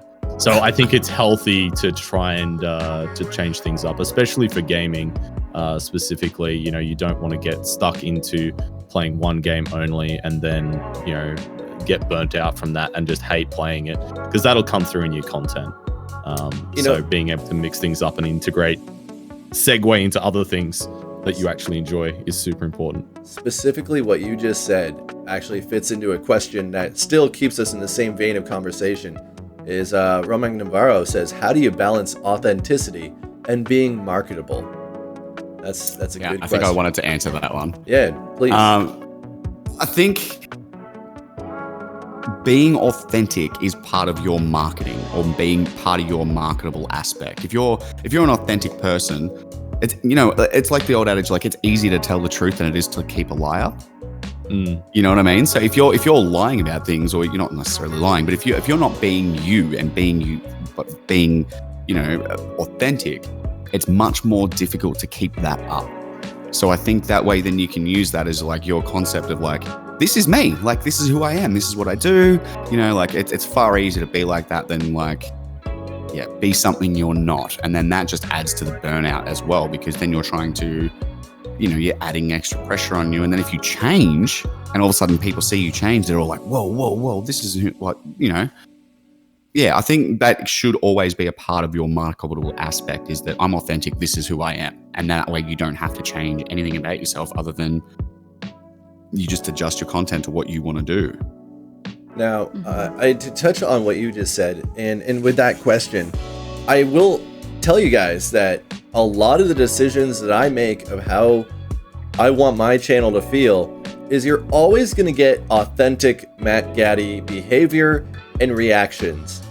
But there is absolutely a strategy to what I do, the content I do, and when I do it. Because, you know, when I came up with the idea of saying, hey, 50 subs, you get a power hour. Let's be straight up here, friends, that the 50 subs means that it's income. It's good to have. I encourage people to do it through gifting subs to grow the channel. And the power hour gives back to the community and allows the viewers to take control over some of the music that's going to get played, to have an interactive aspect of it. And going beyond that, where I have a 100 sub daily goal, where if you guys are crazy enough to hit that 100 subs, you get to choose the theme of an entire stream, and I do cosplay. You guys have seen me dress up as Belle from Beauty and the Beast, Ash from Pokemon. Next Friday, I have to dress up as Aerith from Final Fantasy VII. So these are all things that I'm okay with doing. They're things that I've measured as to, is this going to be entertaining? Is this going to be marketable to the people that want to watch it? Are you still going to see authentic MattGaddy reactions when I do these absurd things? So like I said, there's a strategy to it all, as far as balancing bringing in viewers, bringing in income, having a good time while you're doing it. It's such a complex web of what you want to define as success. And to me, I'm straight up. I want to be a partner. I want to get a large viewer count. The underbelly of all of it, though, is that this is going to sound so weird, but I really don't have a lot of friends out here in Ohio, and the community that I'm cultivating and the people that we're bringing into the community are all my friends. Like, I have a philosophy of a friend is every person you meet is a friend until proven otherwise, and I like to try to keep that in the community. So when it comes to to close on that idea, when it comes to authenticity, No, try again. Oh yeah, thanks, buddy. When it comes to authenticity versus marketability is it all comes down to what is the core of what you want your channel to be. Can you be authentic while doing what you think are the things you want and or need to do to grow your channel? That was a big long thing, but that's just my take on it. Yeah, so I think this is very much a self-reflective aspect of it, but being able to kind of look at yourself and your personality and ask the question, you know, what am I like, and what aspects of my personality can I bring to the stream that will be entertaining for people, I think is a really big thing. Like for me personally, you know, my name is BloodyDrongo on Twitch, which if you're unaware, in Australian, that means bloody idiot, essentially. Awesome. So a lot of my content is kind of focused around that kind of goofy screw up kind of aspect, because that is kind of me, a bit of a goofy screw up essentially. But I definitely kind of accentuate that kind of aspect of things for the stream, not in a way that is like inauthentic, but in a way that I know will kind of add value and add to that kind of branding that I want to go for. And something that I am always conscious of is, I guess, whenever I am live, it is more of an accentuated version of myself. Like off stream, I'm a fairly, quiet, introverted person. But when I'm live, I will try to accentuate the sides of me that will be more engaging or more charismatic. So, yeah. I agree with that. A lot of people say, like, how do you get so much energy? Like, after streaming for 5 or 6 hours, how do you still have so much energy? And I tell them, you know what? After stream, I just sit on the couch and I'm a couch potato. I need Hurricane. to recover. So,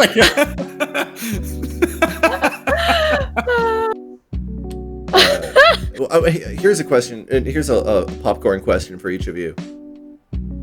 What is your what do you do after you're done? You're done stream, you've done your raid, you've hit the stop button in OBS. What's the plan? Where do you go? What do you do? Granted, I heard couch is one of those things. Do you have a go-to post-stream meal? I eat. Yeah, eat. We all eat. That's exactly what I'm going to do after this stream. I'm just going to throw that out there. So, anything else? No, just eat. That was the answer right there. Eat. Well, I mean, for me, like, I'll usually, my day will look like during the week will be like, wake up 7 a.m., have a shower, get ready, go to work from like 8:30 a.m. through till like 5 p.m. And then I'll come home, I'll have a quick bite to eat, and then I'll go live at 7 p.m. and then I'll stream through until about midnight. So usually whenever I, finish streaming during the week, I'll normally just have like maybe half an hour to an hour to unwind afterwards, and I'll either just have a snack or have a drink of something, and then I'll go to bed. Like that's it. Like that's pretty much my week. I don't really have anything else to do, and my sleep pattern is already so wacky that I can't really excuse skipping any more sleep. I pretty much the same. I work. Sleep. Yeah. Get up in the morning, leave for work at 8 o'clock, work 9 to 5, come home, do dinner with the kids and everything like that, get the kids in bed, start stream at 7, stream till 10:30, 11 o'clock, maybe a little bit later. By the time I get to bed on stream nights, it's usually 12 o'clock, 1 o'clock, 2 o'clock They in the must morning. be like a ways away from you in the house, because you wail, dude. You sing, you're not You quiet. want to know the truth? You're not My quiet. kids are less than 5 meters away from me. And they sleep through that? Yep. Hot damn, dude. Wow. They've grown up around noise. We're not one of those parents that are like, oh, yeah, the kids are asleep. We're like, nah, but bang, crash, bang. Yeah, like what you can't see back there is there's an air duct near where I stand, and I hoot and holler during my streams. And so when you guys get me particularly excited and I'm like screaming and whatnot, I'll get a text from my wife, and she's like, "You woke up our kid." And I'm just like, whoops. Whoops. Apparently my voice goes like right Daisy. through the air ducts and whatnot through the house. So I don't know how. I was just wondering how you get away with that. That's crazy. There is a question here that I want to answer because I think it's come through and I think it's a great question. And I've been, guys, for everyone that has been asking questions, I have been copying your questions into a notepad so I can see past questions that we may have missed, so we can come back and get those ones. Guess who made this Big brain stuff? Chris. Guess who made this stuff too? So, Mr. Miller. Sarge, AJ, the Lingerer, Ando, Victor Keeler, guys, we got you guys. Yeah, let's knock out those Don questions. Palumbi just asked a really great question. How much time do you spend on Discord and other social medias outside of Twitch? I'm curious if you guys think you need to put in as much time. As a general rule of thumb, I pretty much put in 3 times the amount, or 2 to 3 times the amount of time on stream, off stream. Yeah, that sounds about So right. that includes social media, making up animation stuff, or OBS, or like everything to do with streaming. I probably spend, or even like streaming and music in general, I probably spend 2 to 3 times the amount of time that I actually stream, which is on roughly about 12 hours a week. I'd probably spend 3 times that throughout the week, including my job. Like it is that, and that's the hard part. Live Like a and lot breathe of it. new people that come to it, they do not. They again, that's that whole like, oh, why is that person succeeding and I'm not? I'm streaming just as much as they are, but what they don't understand is there is so much going on in the background that they don't see, and that includes networking and social media and doing their own animations and OBS work, and like there's so much that goes on in the background that people don't see. They only see that 3-hour window, like for me anyway, about 3 to 4 hour window each stream. And then they turn it off. And then, like I said, I'll just finish stream at 10:30. Sometimes I don't go to bed till like 1 or 2 in the morning because I'm doing things like I go make a clip from my stream. I post it up on social media. I shout at the people that rated me. You know, I go doing all these extra things. Like the amount of times that I'm doing this and I call MattGaddy and we have a chat and it's like 1 o'clock in the morning. He's like, dude, you need to go to bed. I'm like, yeah, I'm just finishing this stuff up. You know, like it's crazy how much time we spend, or I spend anyway, I think everybody else. I'm 14 hours behind you, neglecting my job, talking to you instead. You know, that kind of thing. That's all I do. But you make a great point, is that it should be obvious to a certain degree that when you show up as a viewer and are watching somebody's stream, that it doesn't just magically all appear that way. That, watching Mr. Miller's or Chris's streams, and for another example is the song that he just released, Fuck 2020. Part of that was done on stream, a lot of that was done off stream, and putting all that together, it didn't just magically appear online, you know, in its final form. He reached out to Sarah Jazz for saxophone. I got to sit in on the bass. It was that was just like one aspect, one example of something that took hours and hours to put together behind the scenes. And I have no doubt that BloodyDrongo and RaymMusic do the same kind of stuff. No doubt.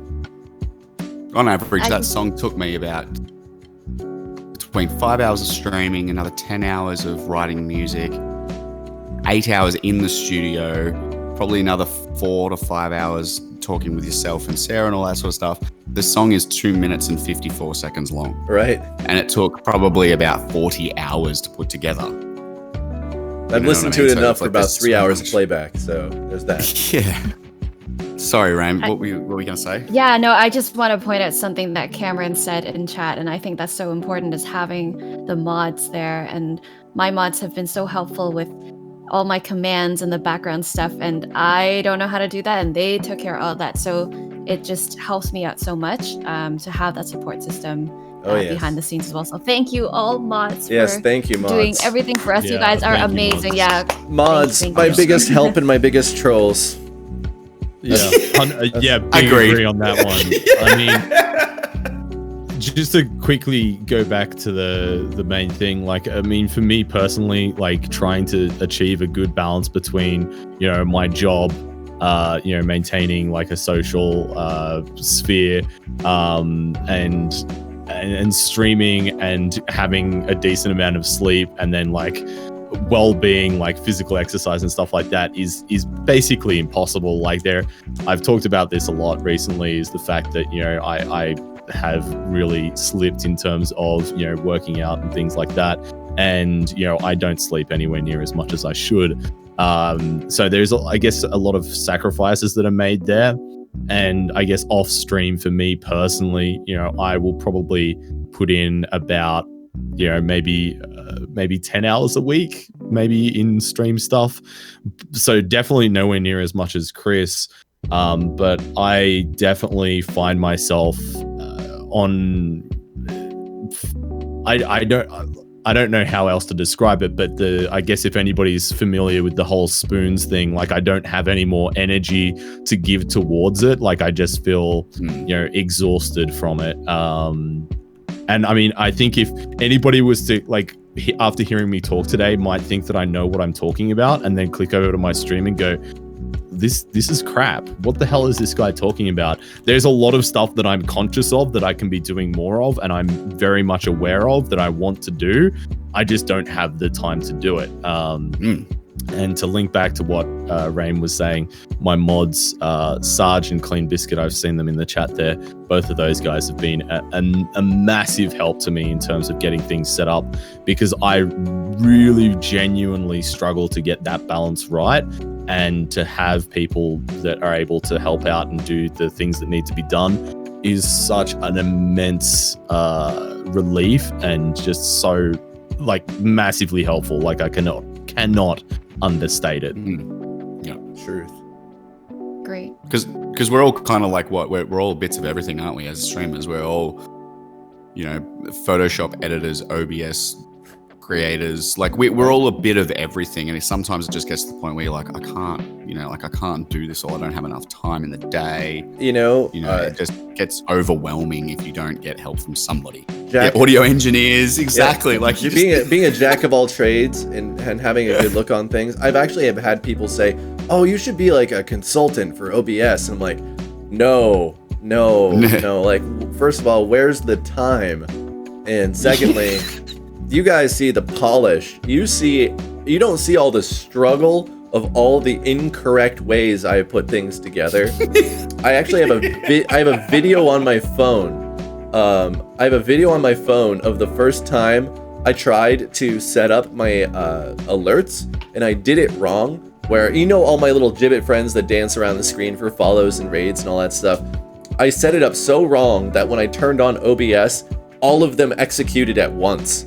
It was so wrong, and like scared the shit out of myself when I did that. But yeah, it's there's not enough time in the day to be able to do all the things that we have time for. Otherwise, like I can tell you right now, if there was 30 hours in every day, you'd be seeing a lot crazier stuff than you see already. There's no time for it.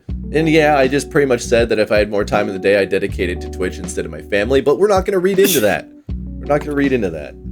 Hey, so. You pointed it out. If your wife happens to watch this VOD, you might be in trouble. Yeah, well, Twitch is your family now. That's right. Yeah. Twitch is your family now. Look at me. There's nothing else. Me. I am the family now. So let's get the through other question we had earlier. Sorry, Dude, so Sarge asked the questions. Streamers, do you think channel points have had an impact on growth, and how have you used them? So I think MattGaddy, you touched on that about, like channel points are fun. The thing I love about channel points is I use it as a system to reward the regulars. The people that are there the most earn the channel points the most. And so most of the time people have to spend $5 on my channel to get a request. And that's like gifting sub, stuff like that. But you can also get it through channel points by just being there. And there's some goofy stuff in there. And then for the hardcores that have been there a long time, I have really enjoyed the channel points. I think it's been enormously helpful. Beaver, I'm all out of water. I will give you your points back. That's a great example right there, is the hydrate command. I have gone through 3 bottles of water in hi Pet Fest. Hold on, let me get some water. like what do you get, guys? A bit of channel points for yourselves as well. Like, have you used channel points as a way to sort of grow engagement? Yeah, definitely for me. I've been using it for my Mango, who is my alter ego, and my tortures. So I think my community has really been enjoying it.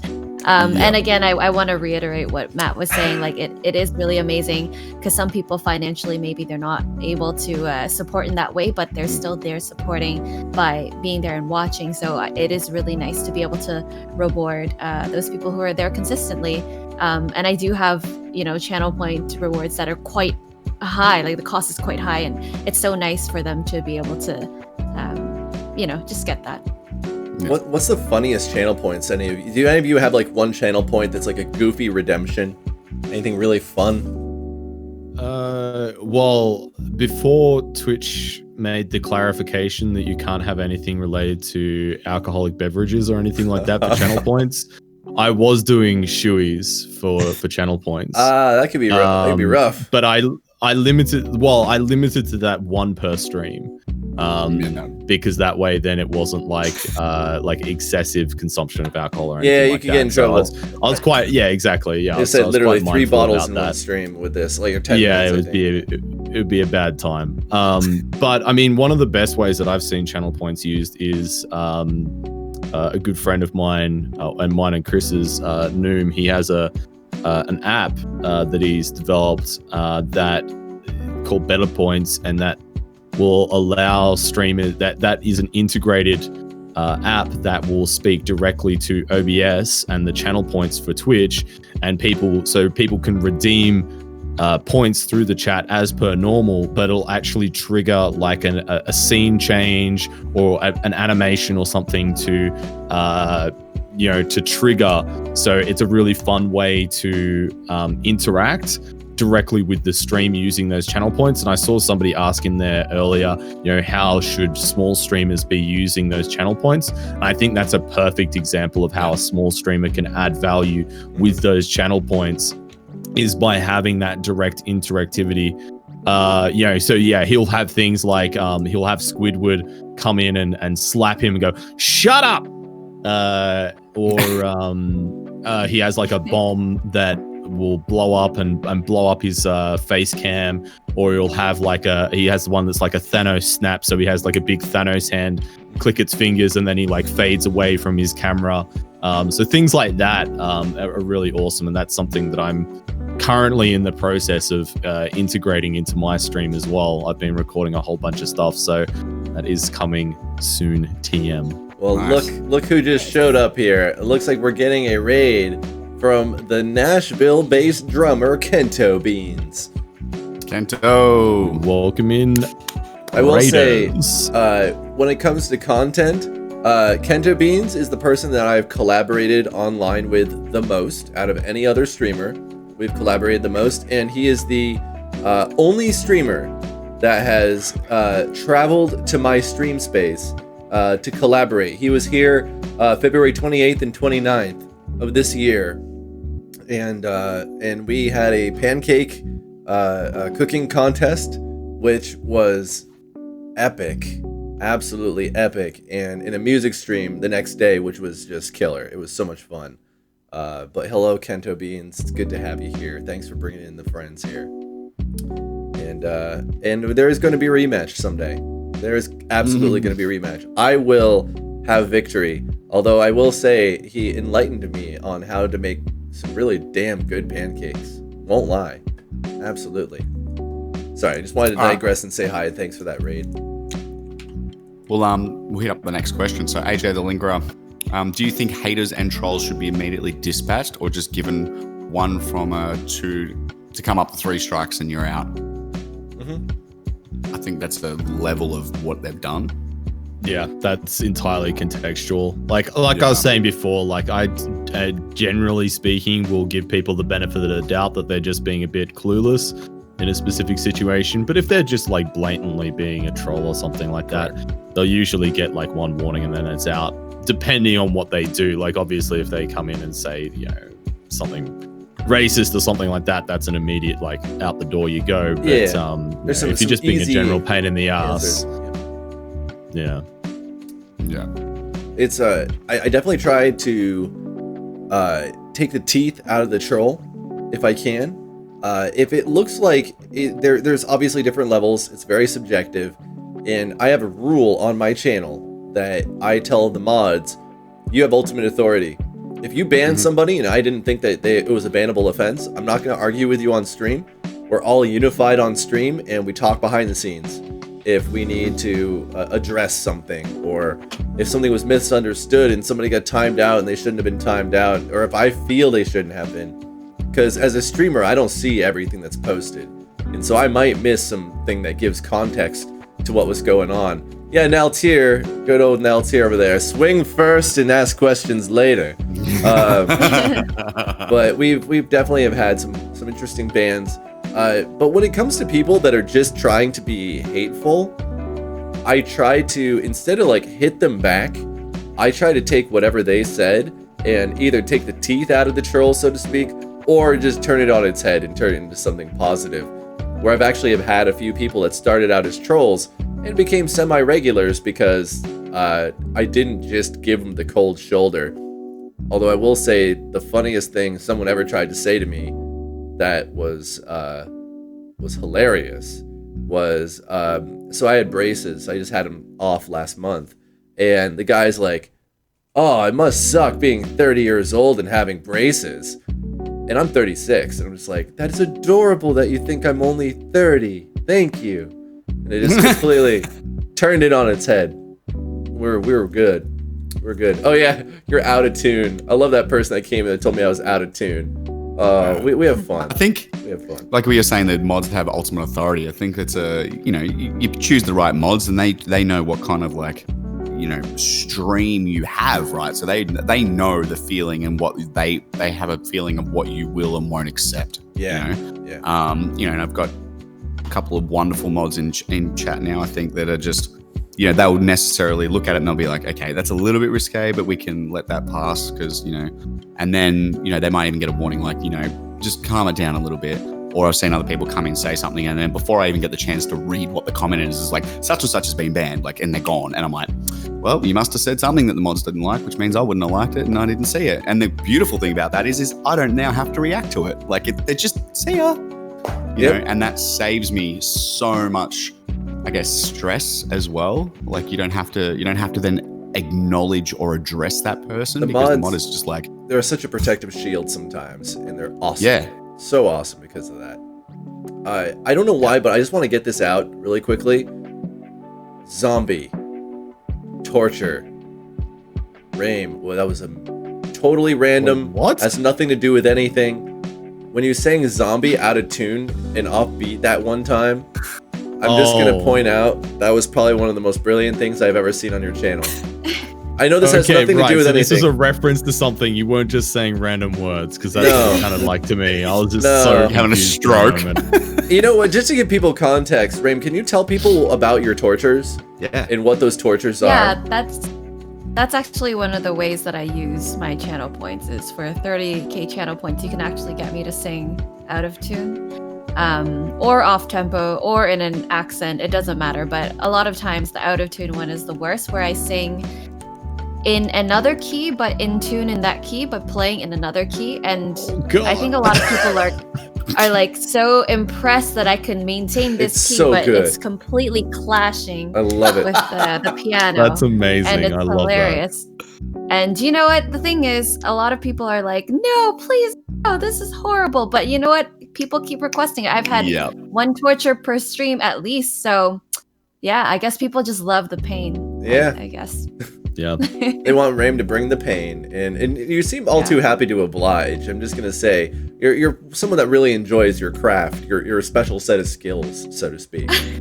Just gonna say. I think it's really fun to be able to, because my chat makes fun of me, and I like to bring it back. I like to dish it back. So that's one way for me to, give them what they deserve. Yeah. You're getting what you deserve. Thanks for supporting me. Much. I love that. Not Random Enough wants an example. If you guys want examples, please, if you haven't already, go follow RaymMusic. Yeah. I'm sure she'd be more than happy to torture you in a future stream. I'm sure. I love Raym's streams so much. Oh, thank you. I am often lurking while I'm working, and I have learned to not say hi sometimes. Do you guys ever have that happen? Where you intentionally don't say hi in certain streams because you're like, I want to be here all the time, but I don't want, because, and I don't know how to say this without sounding ungrateful, because my goodness, I love all of you, but sometimes I just want to go hi, just to say hi to the streamer, and then it's like, hi MattGaddy, hi MattGaddy, hi MattGaddy, hi MattGaddy, and that's fine.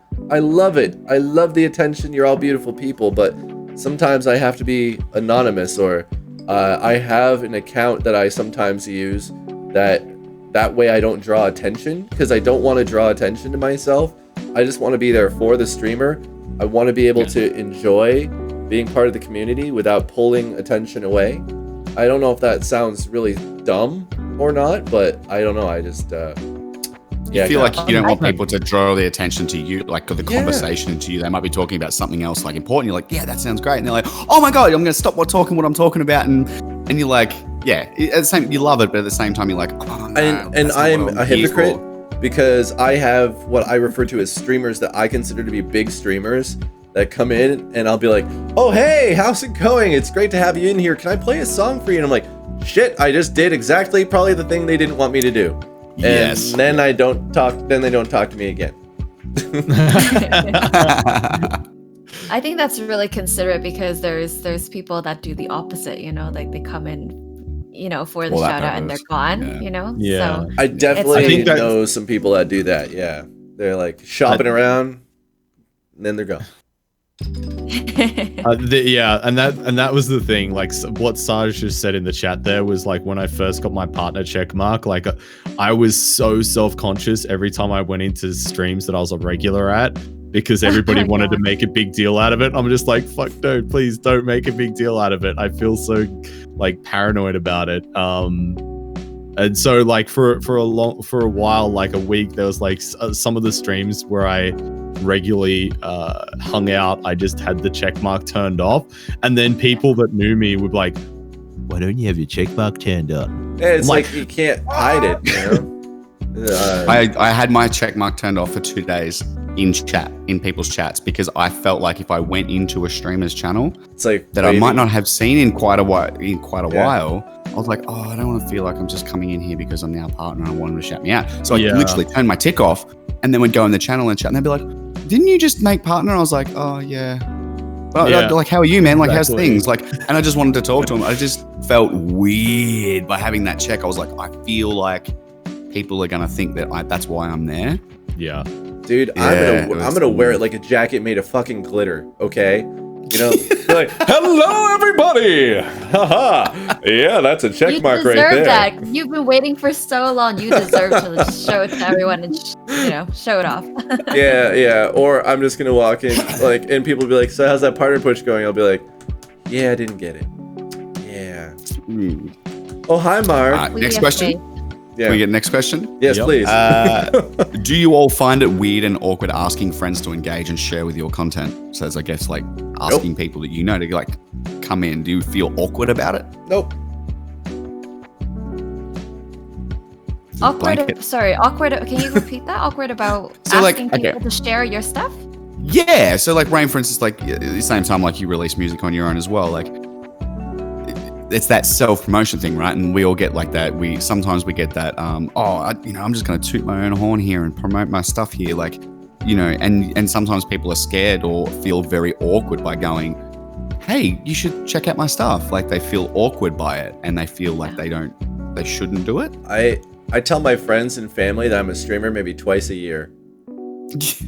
I just keep it, I honestly, I keep that life separate.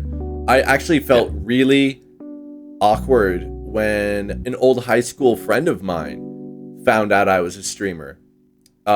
Specifically, they sent me a screenshot of me dressed up as Belle, and they're like, "So how are you doing?" I was like, "Well, I haven't talked to you in like 20 years, but all right, I guess this is where we begin." But no, I just keep those lives separate. To me, like nobody at work knows that I stream. My parents know that I stream, but like anybody that I associated with back in the day, nope. Twitch is a bubble, and I have that life, and yeah, I don't know. Maybe you guys don't do the same, but I will say that my parents have Twitch names, and recently, over the last few weeks, they've started showing up in streams and supporting. And my dad actually put in his very first request this week, which was pretty cool. It was pretty cool, but that's awesome. Yeah. Outside of that, though, I don't know about you guys, but I actually keep, I'll call it a work-life balance, like a Twitch rest of life balance, separated if I can. Most of my most of my friends in real life, they don't use Twitch, so for me it's really separate as well. And I don't send stuff to them to promote. I send them clips of me making a fool out of myself to entertain them, and that's the only time that I send them clips of me on Twitch. But otherwise, yeah, it's very separate for me as well. Yeah, I'm very similar. Like I don't necessarily keep that side intentionally separate. Like for my work for example, like my work knows I stream because I have to declare any conflicts of interest, which makes it very difficult for me to get sponsorships and stuff like that, which is challenging. But that's a whole separate issue. So my work knows, my colleagues know, all my friends know, my family knows. But yeah, like similar to Raym, like they don't. Very, very tiny percentage of those people actually watch my streams. And so I don't really worry about that aspect of it in terms of asking them or promoting my content through them, because at the end of the day, they're not the people that I'm trying to appeal to. Yeah. They're not the the target demographic, I guess you could say. So yeah, in that respect, it is very separate. I don't want my employer to know what I do. Well, I think I'm the exception here. Yeah. I think everyone around me in my social circle outside of Twitch know I'm a streamer. Like people are like, oh, I've seen like your stuff on like social media. You see clips and stuff, because I take little highlights and I put them up and share them with people as well. I think I feel more awkward about promoting my own music than I do Twitch. Like when it comes to Twitch, I'm like, yeah, come watch me. Like I stream 3 times. Like I've got this great like little spiel that I can just say to people that comes out naturally, right? But when it comes to actually me saying, here's what I made this like on my own, and yes, I've got it like on Twitch or whatever, but come listen to my music, I'm super awkward with. Like I don't know how to do it. I just feel like I'm trying to push something on someone that they're not thingo. And we run a little bit of an experiment. Like I was talking to one of my mods here, he actually owns a business as well, and we're talking about that in detail about like where the hell, like how do we do this, like how do we get people interested in it. I was like, I think it's that whole like stop trying to toot your own horn and just do it like all the time. Like be happy to promote yourself, because no one else is going to do it for you. Like you got to do it, right? And so like we were going through the bottle shop and I was like, hey dude, is that your music playing in the bottle shop? And he's like, yeah. And I'm like, on Spotify? He's like, yep. I'm like, cool, look up Fuck 2020. He's like, what? And I'm like, it's a new song of mine. It's on Spotify. Look, listen to it. And he was like, oh, okay. Pulled it up and listened to it. And we're sitting in the drive-thru of the bottle shop and he's listening to my track on there. And I was like, I don't care. Like, I might not see you ever again, but who knows? You might actually That's cool. really like my Spread stuff. it around. Spread it around. You never know, and like it's trying to, rather than calling it shameless plugging, like I'm just like, yeah. And Ando was like, yeah, dude, this is really awkward. And then when we left, I was like, but man, like who else is going to do it? Like how else is he going to know? He doesn't know who I am. He might find the song. He might all of a sudden like my music. Like who knows, I don't know. It's sometimes it can feel very awkward and out of place, but in other times it feels very natural. I don't know.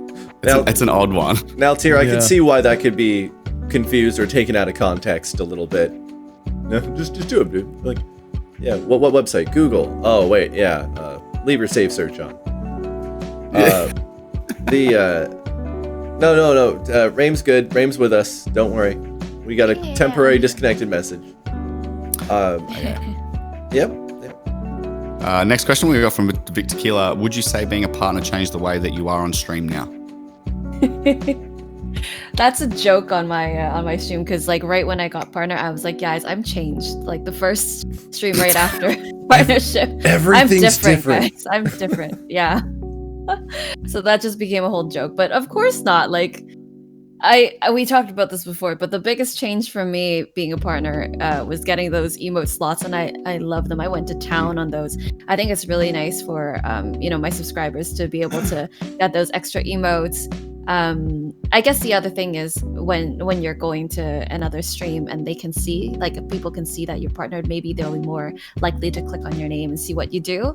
But again, yeah, like the change isn't too great, like as in not great, too drastic. It's great, it's not that drastic. Well, can I spin that question just for you guys a little bit? Is on your path to partner, what were some of the things about being partnered that made you say, I'd like to be partnered? This is why I want to apply. If that makes any more sense. I guess for me personally, it was more just part of the process. Like it wasn't specifically something I set out to do because that was the ultimate goal. It was more, this is, part of, growing the stream to where I want it to be. And it's just a quantifiable, I guess, goal. Like I think for me personally, like being able to set tangible goals for myself is, tangible small goals for myself is something that I try to do as a way of keeping track of my progress towards those things. And partner was just one of those, one aspect of that. So, for me, like nothing has changed after getting partnered. It's all, business as usual. I've set more goals for myself and we'll see what's next. Cool. Yeah, it's just another achievement in the block of things that I think if you treat it that way too, it takes the psychology out of it a little bit too. Like, I made it. Like, it's super awesome. Don't get me wrong. But at the same time, I'm kind of like, well, yeah, like, woohoo, pat on the back, finally made it. But it's not something that's like, yay, I finally made it now. Cool, I've achieved my checklist. See you later. It's more about, it's just that goal at that time. I've reached it. Now I need to move on to bigger and better things. Or continue to strive to do things. Because sort of once you get to partner right on Twitch, there's kind of like nothing else. On Twitch, that is. There's nothing else like in terms of goals in the checklist of goals on Twitch, right? There's nothing else to achieve other than from like their stream 5 million hours. Whereas, it's sort of...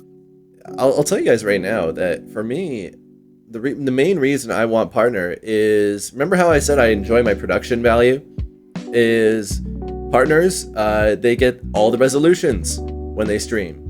Well, as affiliates, it's an as first come first server, or as available, where I have a lot of people that want to watch me that don't have very good internet, don't have good bandwidth. I stream at 1080p, and some people can't watch my stream because they're like, it's jogging and all weird because they don't have the 720 and the 480 and so on and so forth. They call it transcoding. And I want those transcoding options because when I stream, I want people to be able to watch in whatever resolution works for their internet. As a music streamer, at partners get better audio quality. Affiliates get 160 kilobytes per second. As a music streamer, I think audio fidelity is a huge thing. Chiefly, 100%. I'm in Kappa Kappa.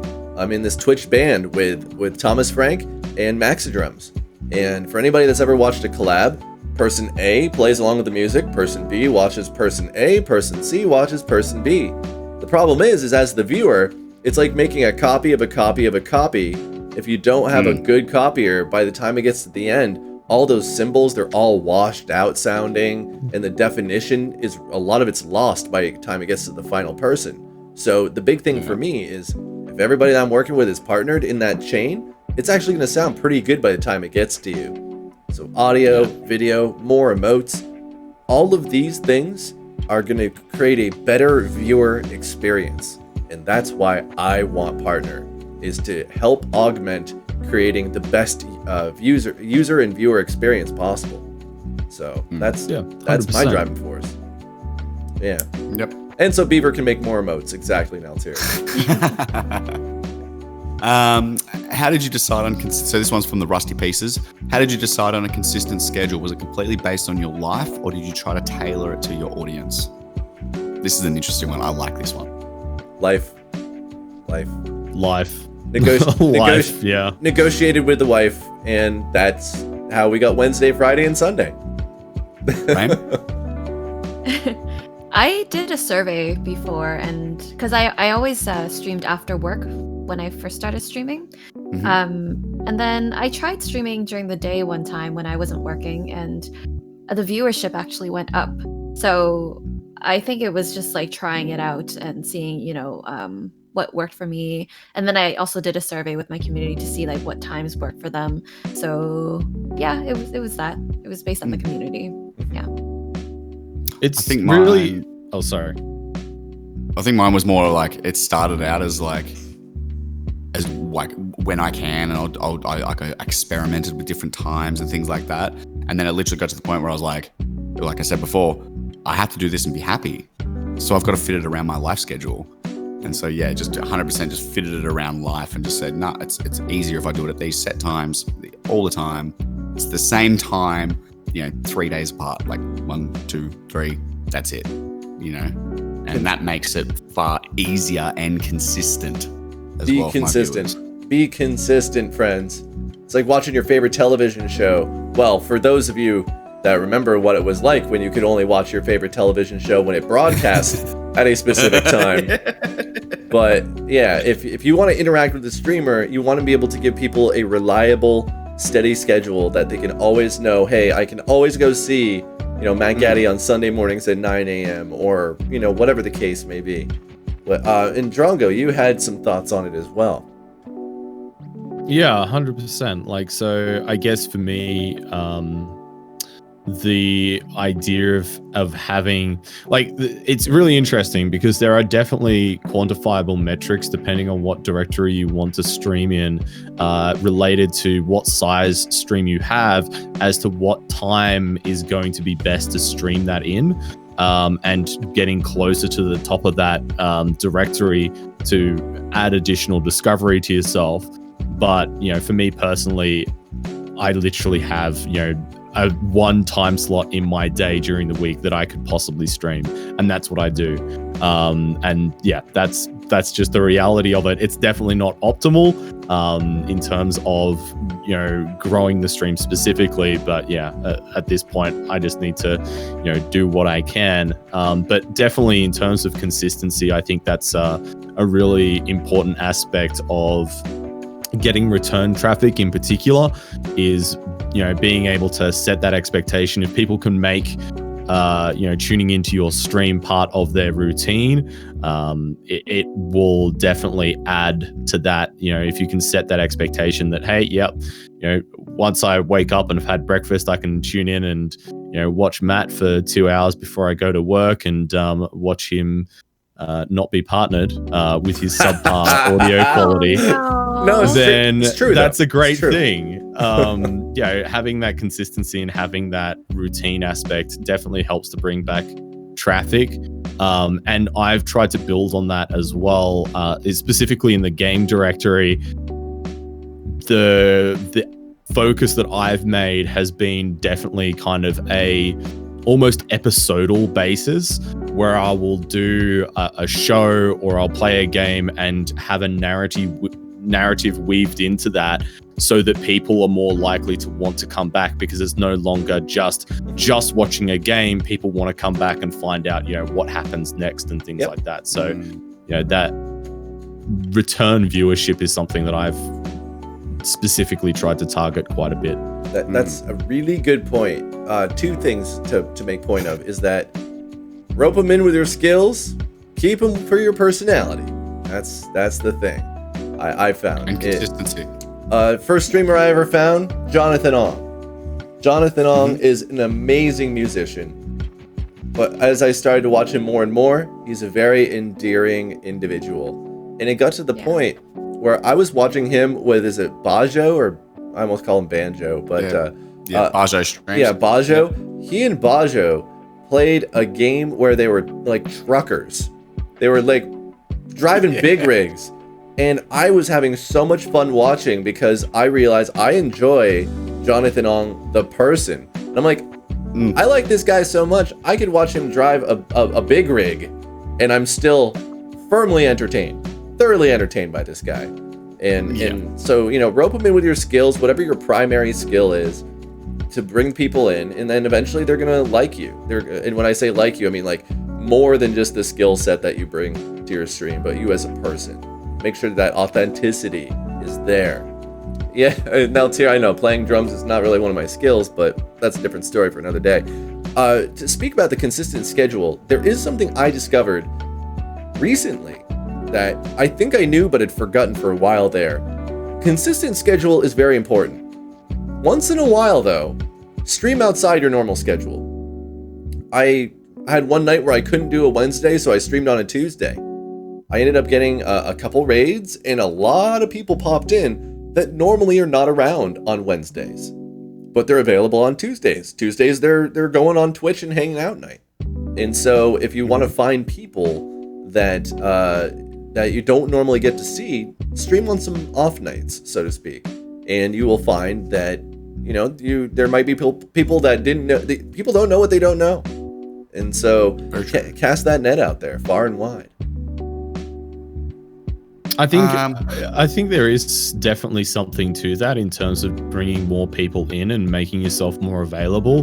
I think inversely from that, though, there's probably, if you specifically want to be engaging and reaching more people, there's probably more efficient ways to do that. So going back to, you know, like I would say that investing, you know, 3 hours into making content for YouTube or Twitter or something like that will be time more efficiently spent than 3 hours extra streamed on your stream a week, I think you can definitely reach a point in terms of streaming on Twitch where just grinding out more hours is going to start giving back, reduced returns, and you can use your time more efficiently. So I think you're definitely correct, but I would also, I guess, throw it in there to temper people's expectations in terms of don't just do Twitch and don't overdo Twitch, because I think a lot of people just like, oh yeah, on that Twitch grind, like 70 hours a week streaming, and then wonder why they're not getting anywhere. Where I think you can, stream for like 20 or 30 hours a week and spend, that other 20 or 30 hours that you might be doing streaming onto other things and invest it into other places and be a lot more successful from that, because you're spending that time more efficiently. Right on. 100% agree. And I think that's the thing when I'm saying, like, I spend so much more time off stream, because that is just as important, if not more important, than the actual time I spend on stream. Yeah, 100% totally agree. If I can make this a Monday through Friday, do it every night of the week, I would love to, but yeah, it's just not a feasible thing. So, allocating the time you do have, it's like what you said, Drongo, is like process of elimination. If you have a lot of different things going on and there's only one window to stream, I think the answer has been dictated in that regard. But if you have some room to wiggle, so to speak, then do it up. Like Raym was saying, like testing waters and actually like asking the community as well and finding out and doing some different things. I think that's fine. But I think, Raym, what you were saying is that you sort of moved your entire schedule to a different area. Is that right?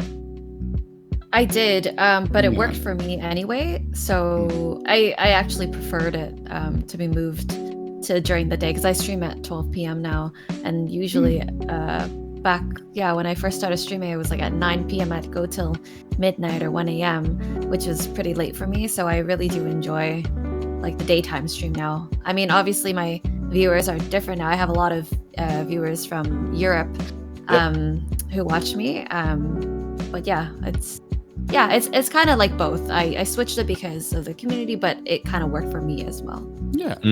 I was going to say, anybody put a 1 in chat if because of the COVID-19 situation, you might work from home now, and now you spend way too much time on Twitch instead of working. Am I the only one? Okay. Just no, check. I'm waiting for chat. Here we go. Yeah, there's a slight delay, but then they go. I was going to say, because Raym, I catch your stream chat there. now just because I'm working from home, and Twitch is my jukebox, you know what I mean? We lost our jobs. Yeah. Oh, I'm sorry, guys. That's not what I mean. Crap. What have I done? All right. What other questions do we have? We technically... I've just said put a 1 in chat. I was going to say, we're technically 45 minutes past what we said the maximum would be. Okay, so I got 2 more for you. All right, cool. These ones should be really quick, easy ones, all right? Keno Beans, you shut the hell up. All right, Snarkaroni had asked the questions. Do you think mods should have to pay to sub to who they're modding for? Mods? Wait, say that again? Do you think mods should have to pay for the subscription that they're modding for? The channel that they're modding for? My mods pay for Streamlabs and Stream Elements. And that's because I'm streaming when we find out that they died, and then I'll go in to try to gift a sub to it, and they'll do it ahead of me. So it's not like it's an obligation. That and the fact that I actually have a fleet of 15 mods, so I can't really do that. No, actually, no, mods, can you answer that for me? You're here. Why have you not brought this up? And maybe we shouldn't have. No, I think for me personally, like I would love to one day get to the point where I can pay my mods. Yeah. And if there was a way that I could do it like later on, I would absolutely 100% love to do that. I just don't think it's viable. But like something like a sub thing for me, like I don't have a lot of mods. I've probably got maybe half dozen, maybe yeah. And even then, I'm kind of like, yeah, I could do that. But it's, yeah, I don't know. I'd be happy to if they asked. Sure. I don't know. Never came up, like, right? Should they have to ask? I think it's that sort of thing. Like, should they be just saying, hey, do you get anything out of it? And I think the big thing for me is like there's some moderators that see it very, very serious and almost take it as a job, and then some that like know that's just volunteer and they can be there when they like to be or when they don't want to be or anything like that. I'm very much that streamer. I don't care if you show up or not as a moderator. Like you can lurk and do whatever you like. I don't mind. But at the same time, I'm never going to curse you out and cuss you out for not showing up and not helping. And I think that's very much my thing. Like I love the support and everything like that. I can't give you back anything other than my thank you and my thanks, and I am super freaking grateful. But yeah, and I'm very upfront about that always. I think except Ruin, I give him access to my OnlyFans, of course. Oh, well, naturally. I will say that I won't name names, but I had a conversation months ago with one of my mods where I said I feel bad that I can't really pay you, well for what you do, if at all. And they responded back by saying, listen, I started out as a viewer and I appreciate being here and I appreciate the opportunity to contribute to this channel, to this community, which was an incredibly awesome answer because it showed me that this person is not only generous and incredibly helpful with the setup and what we do on my channel, but they were happy to do it and they felt like it was almost like a privilege just to be part of the team. And that really surprised me because that's not, I honestly constantly think to myself, when are my mods gonna say, hey, for all we do, when are we gonna see some of that nice rich sub money, No, that doesn't happen. Although I will say there have been occasions where I like, for instance, I won't go into specifics, but I have one mod that does my emotes and I pay them for the work that they do with the emotes, I have a mod that I sent them a thank you gift because they went above and beyond on a few occasions. And so there will be times where I try to find a gesture to do that. Although Naltir, I will name you and I will say I'll publicly say I still owe you a gift basket. And that's because back in July of last year, I was talking to my mods in Discord and I said, Naltir, if Lara6683 raids me, which that was the joke, because to me, she was like the biggest streamer I knew. I'm like, if Lara6683 raids me today, I'll send you a gift basket. And for the very first time ever, I got raided by Lara that day.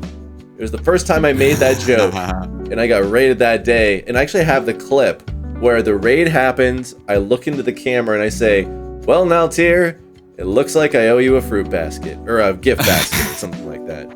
But anyhow, so I know I half answered that question, but yeah, bananas. All right, last question before we finish up here. Before you got partnered, did you stream like you were partnered? Yes. It's a very... Dress like the job you want to have. Very subjective question. I guess so. Not well. Actually, no. I would say that I don't, because I honestly don't think that my stream, like in terms of polish, is at a level that a partnered streamer should be.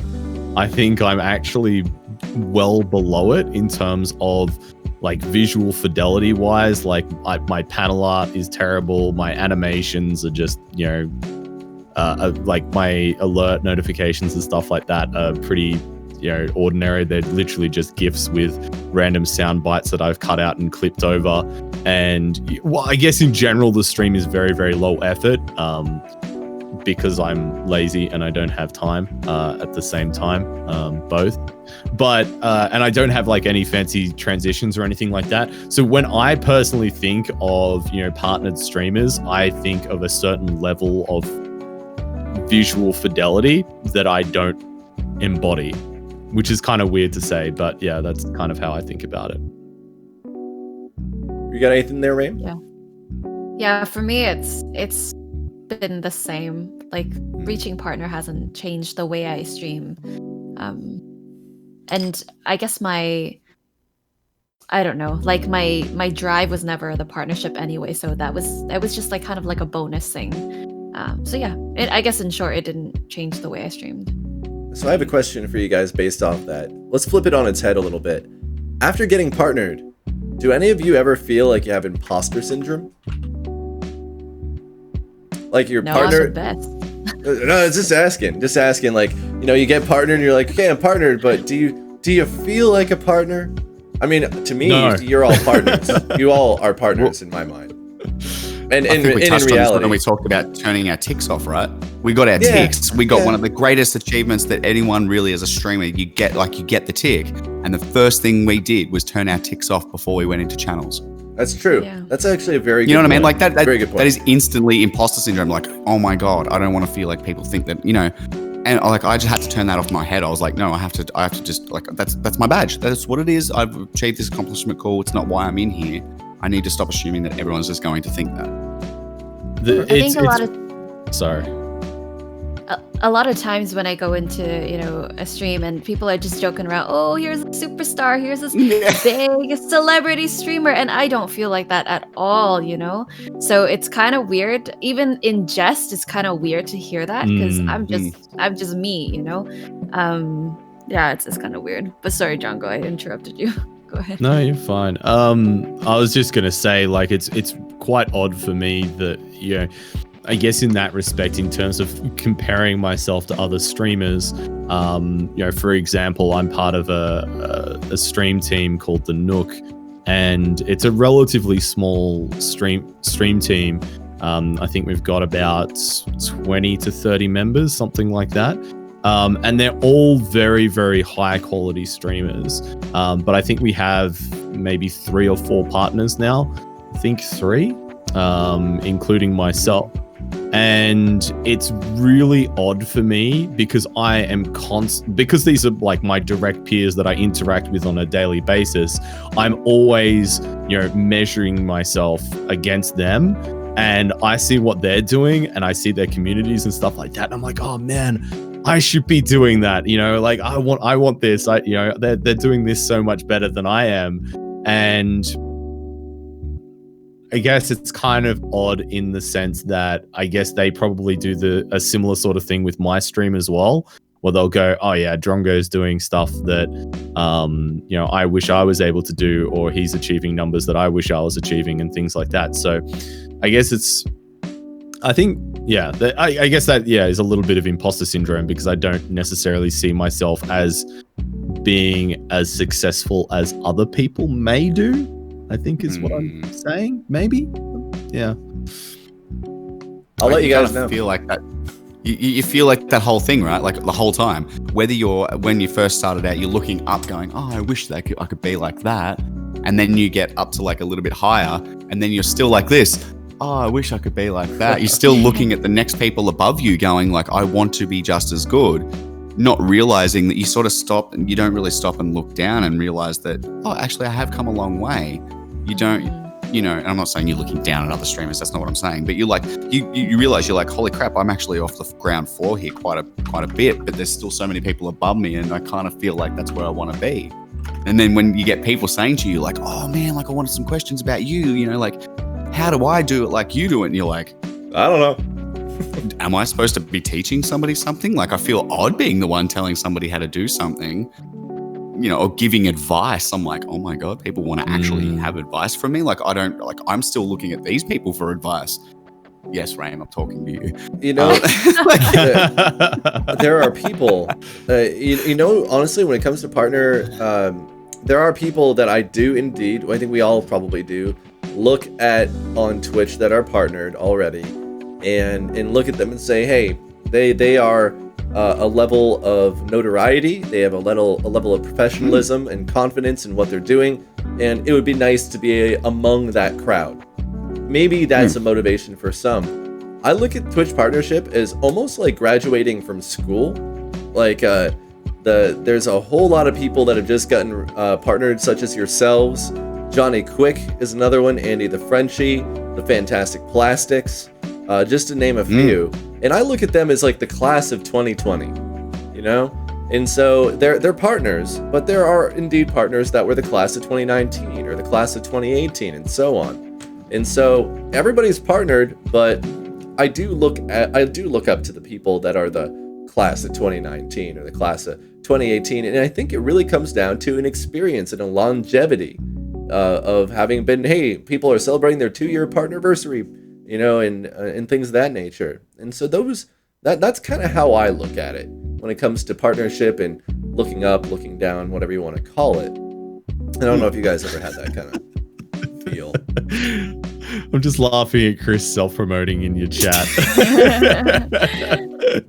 Oh man, Someone said "Fuck 2020." I was like, such a good song. Yeah, man, what an absolute tune that is. Well, what how a banger. How about this? Because things are coming to a close. Let's talk about self-promotion. Let's just do a quick round table here. And guys, tell everybody, when you're streaming, if you got any special events coming up. Well, let's start with Raym, and just kind of share the goods.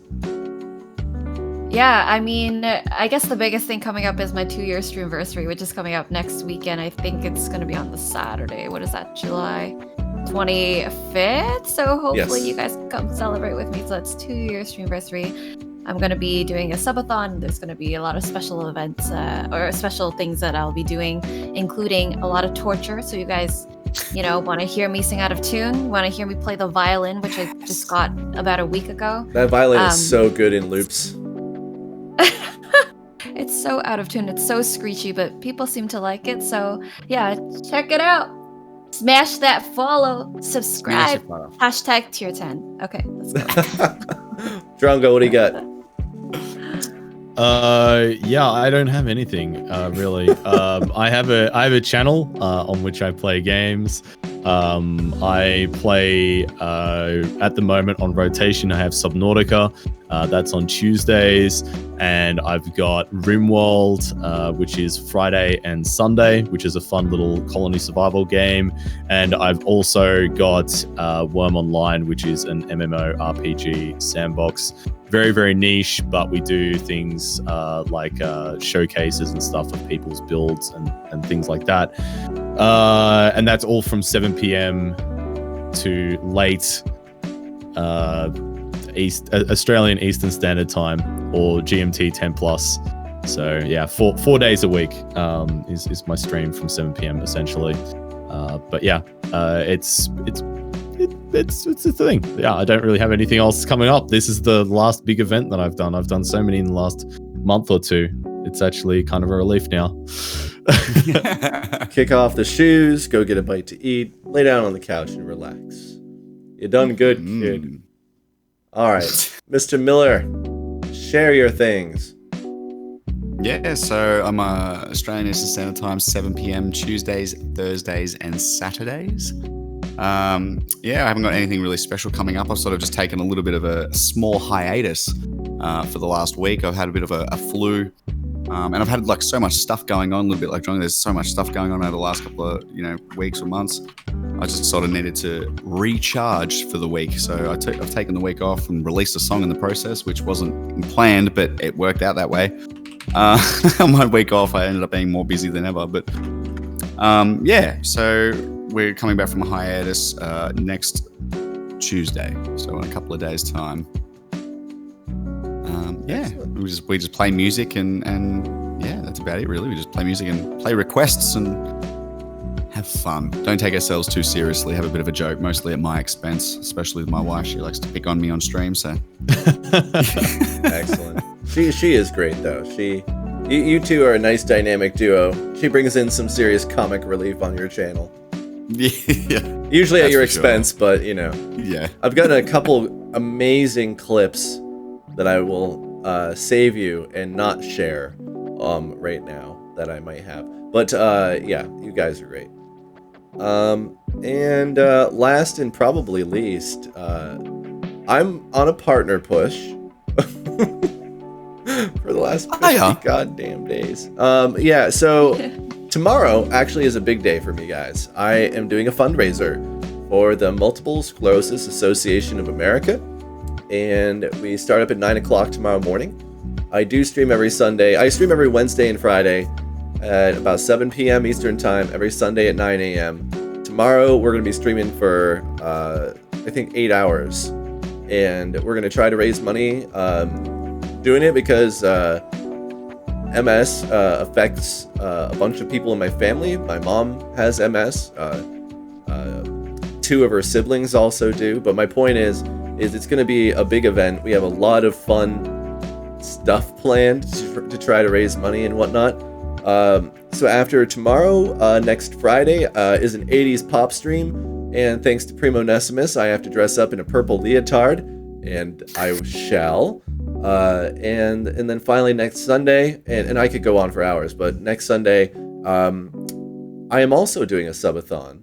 So Raym's doing hers on Saturday, I'm doing mine on Sunday, and I think we're going to title it the MattGaddy's Not a Partner Yet Consolation Subathon. Oh. That's what we're going to call it. So that should be a good time.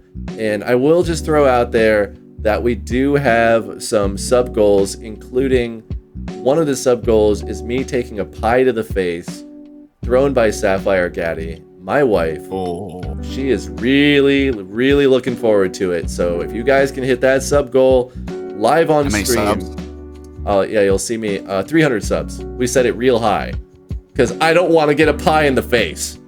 Okay. So what's that? Like 1,500, right? Yeah, it's pretty up there. But you know, being a subathon, whatever the case may be, there are some crazy people out there.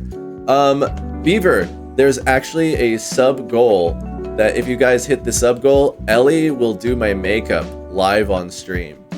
I'm just throwing that out there as well. My almost 2-year-old kid will try to put makeup on me. But needless to say, there's a lot of fun sub goals that we have, including another one which is a lot of fun, which is my wife has offered to wax me.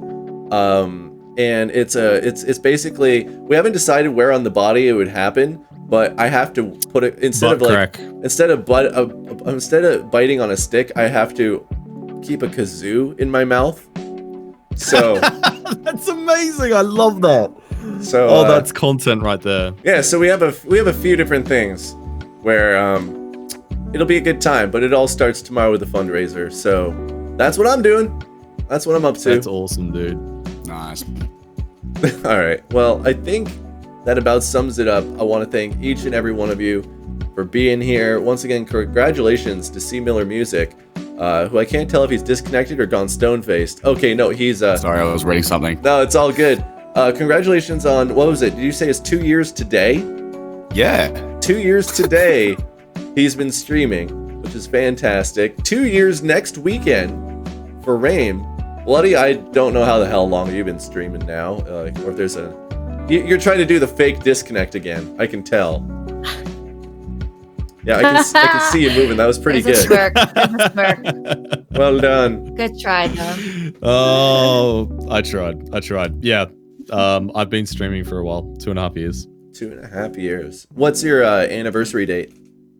No fucking idea. Oh, okay. Sorry. I was gonna put it on the idea. calendar. It's okay. I dropped a couple I of bombs did tonight. so well. You were allowed Not at least streaming. one. You're allowed I at was least swearing. one. Okay, Damn well, we'll find that out. It's pending. I guess the last thing we have to do, guys, is choose a raid target.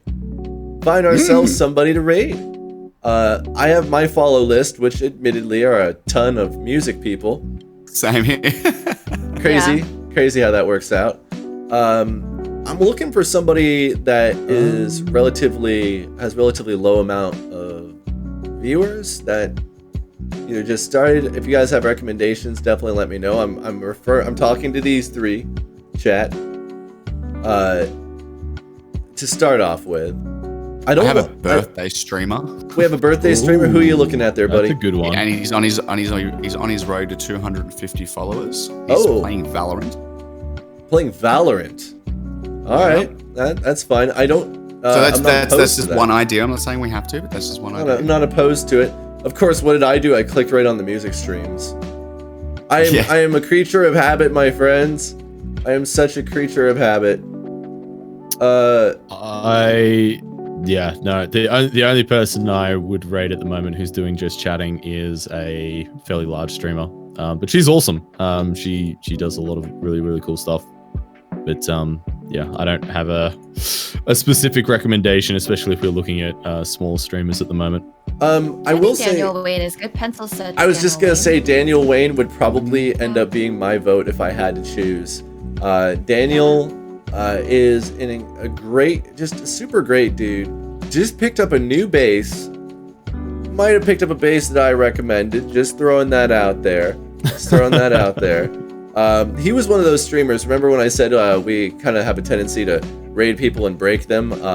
He was somebody where I think May went in and donated something like 70 subs, if not more. Maybe it was 100. It was something. Wow. It was something ridiculous. Wow. Where he was broken after that in such a good way. You know what I mean? So let's do that. He's been streaming for about 3 hours now, but it looks like he's still going strong. So let me raid type this in correctly. Get that started. All right, guys, we are gonna go on over to Daniel Wayne once again. Raym and BloodyDrongo and CMillerMusic, guys, ladies and gals, I can't talk. Words. Friend streamer friend folk. Thanks for hanging out tonight. This was fun. We should, This is really Thanks good. so much for hosting. Yeah, thank you. It was a really good time. So we, I usually would be like, we'll be back on, you guys know how it is when you end streams and you want to say, I'm streaming again at this time, and I give up. All right, I say I'm just gonna hit the raid button. So you all take care. Well, some of us will wave. everyone. We'll see you. Bye. Thanks, you. everybody. Bye. Thank you. Bye. All right, I will stop the stream once I see the message. For anybody that watches the VOD, here's a bonus 10 seconds. Rating with a party of 69. Fuck yes. All right.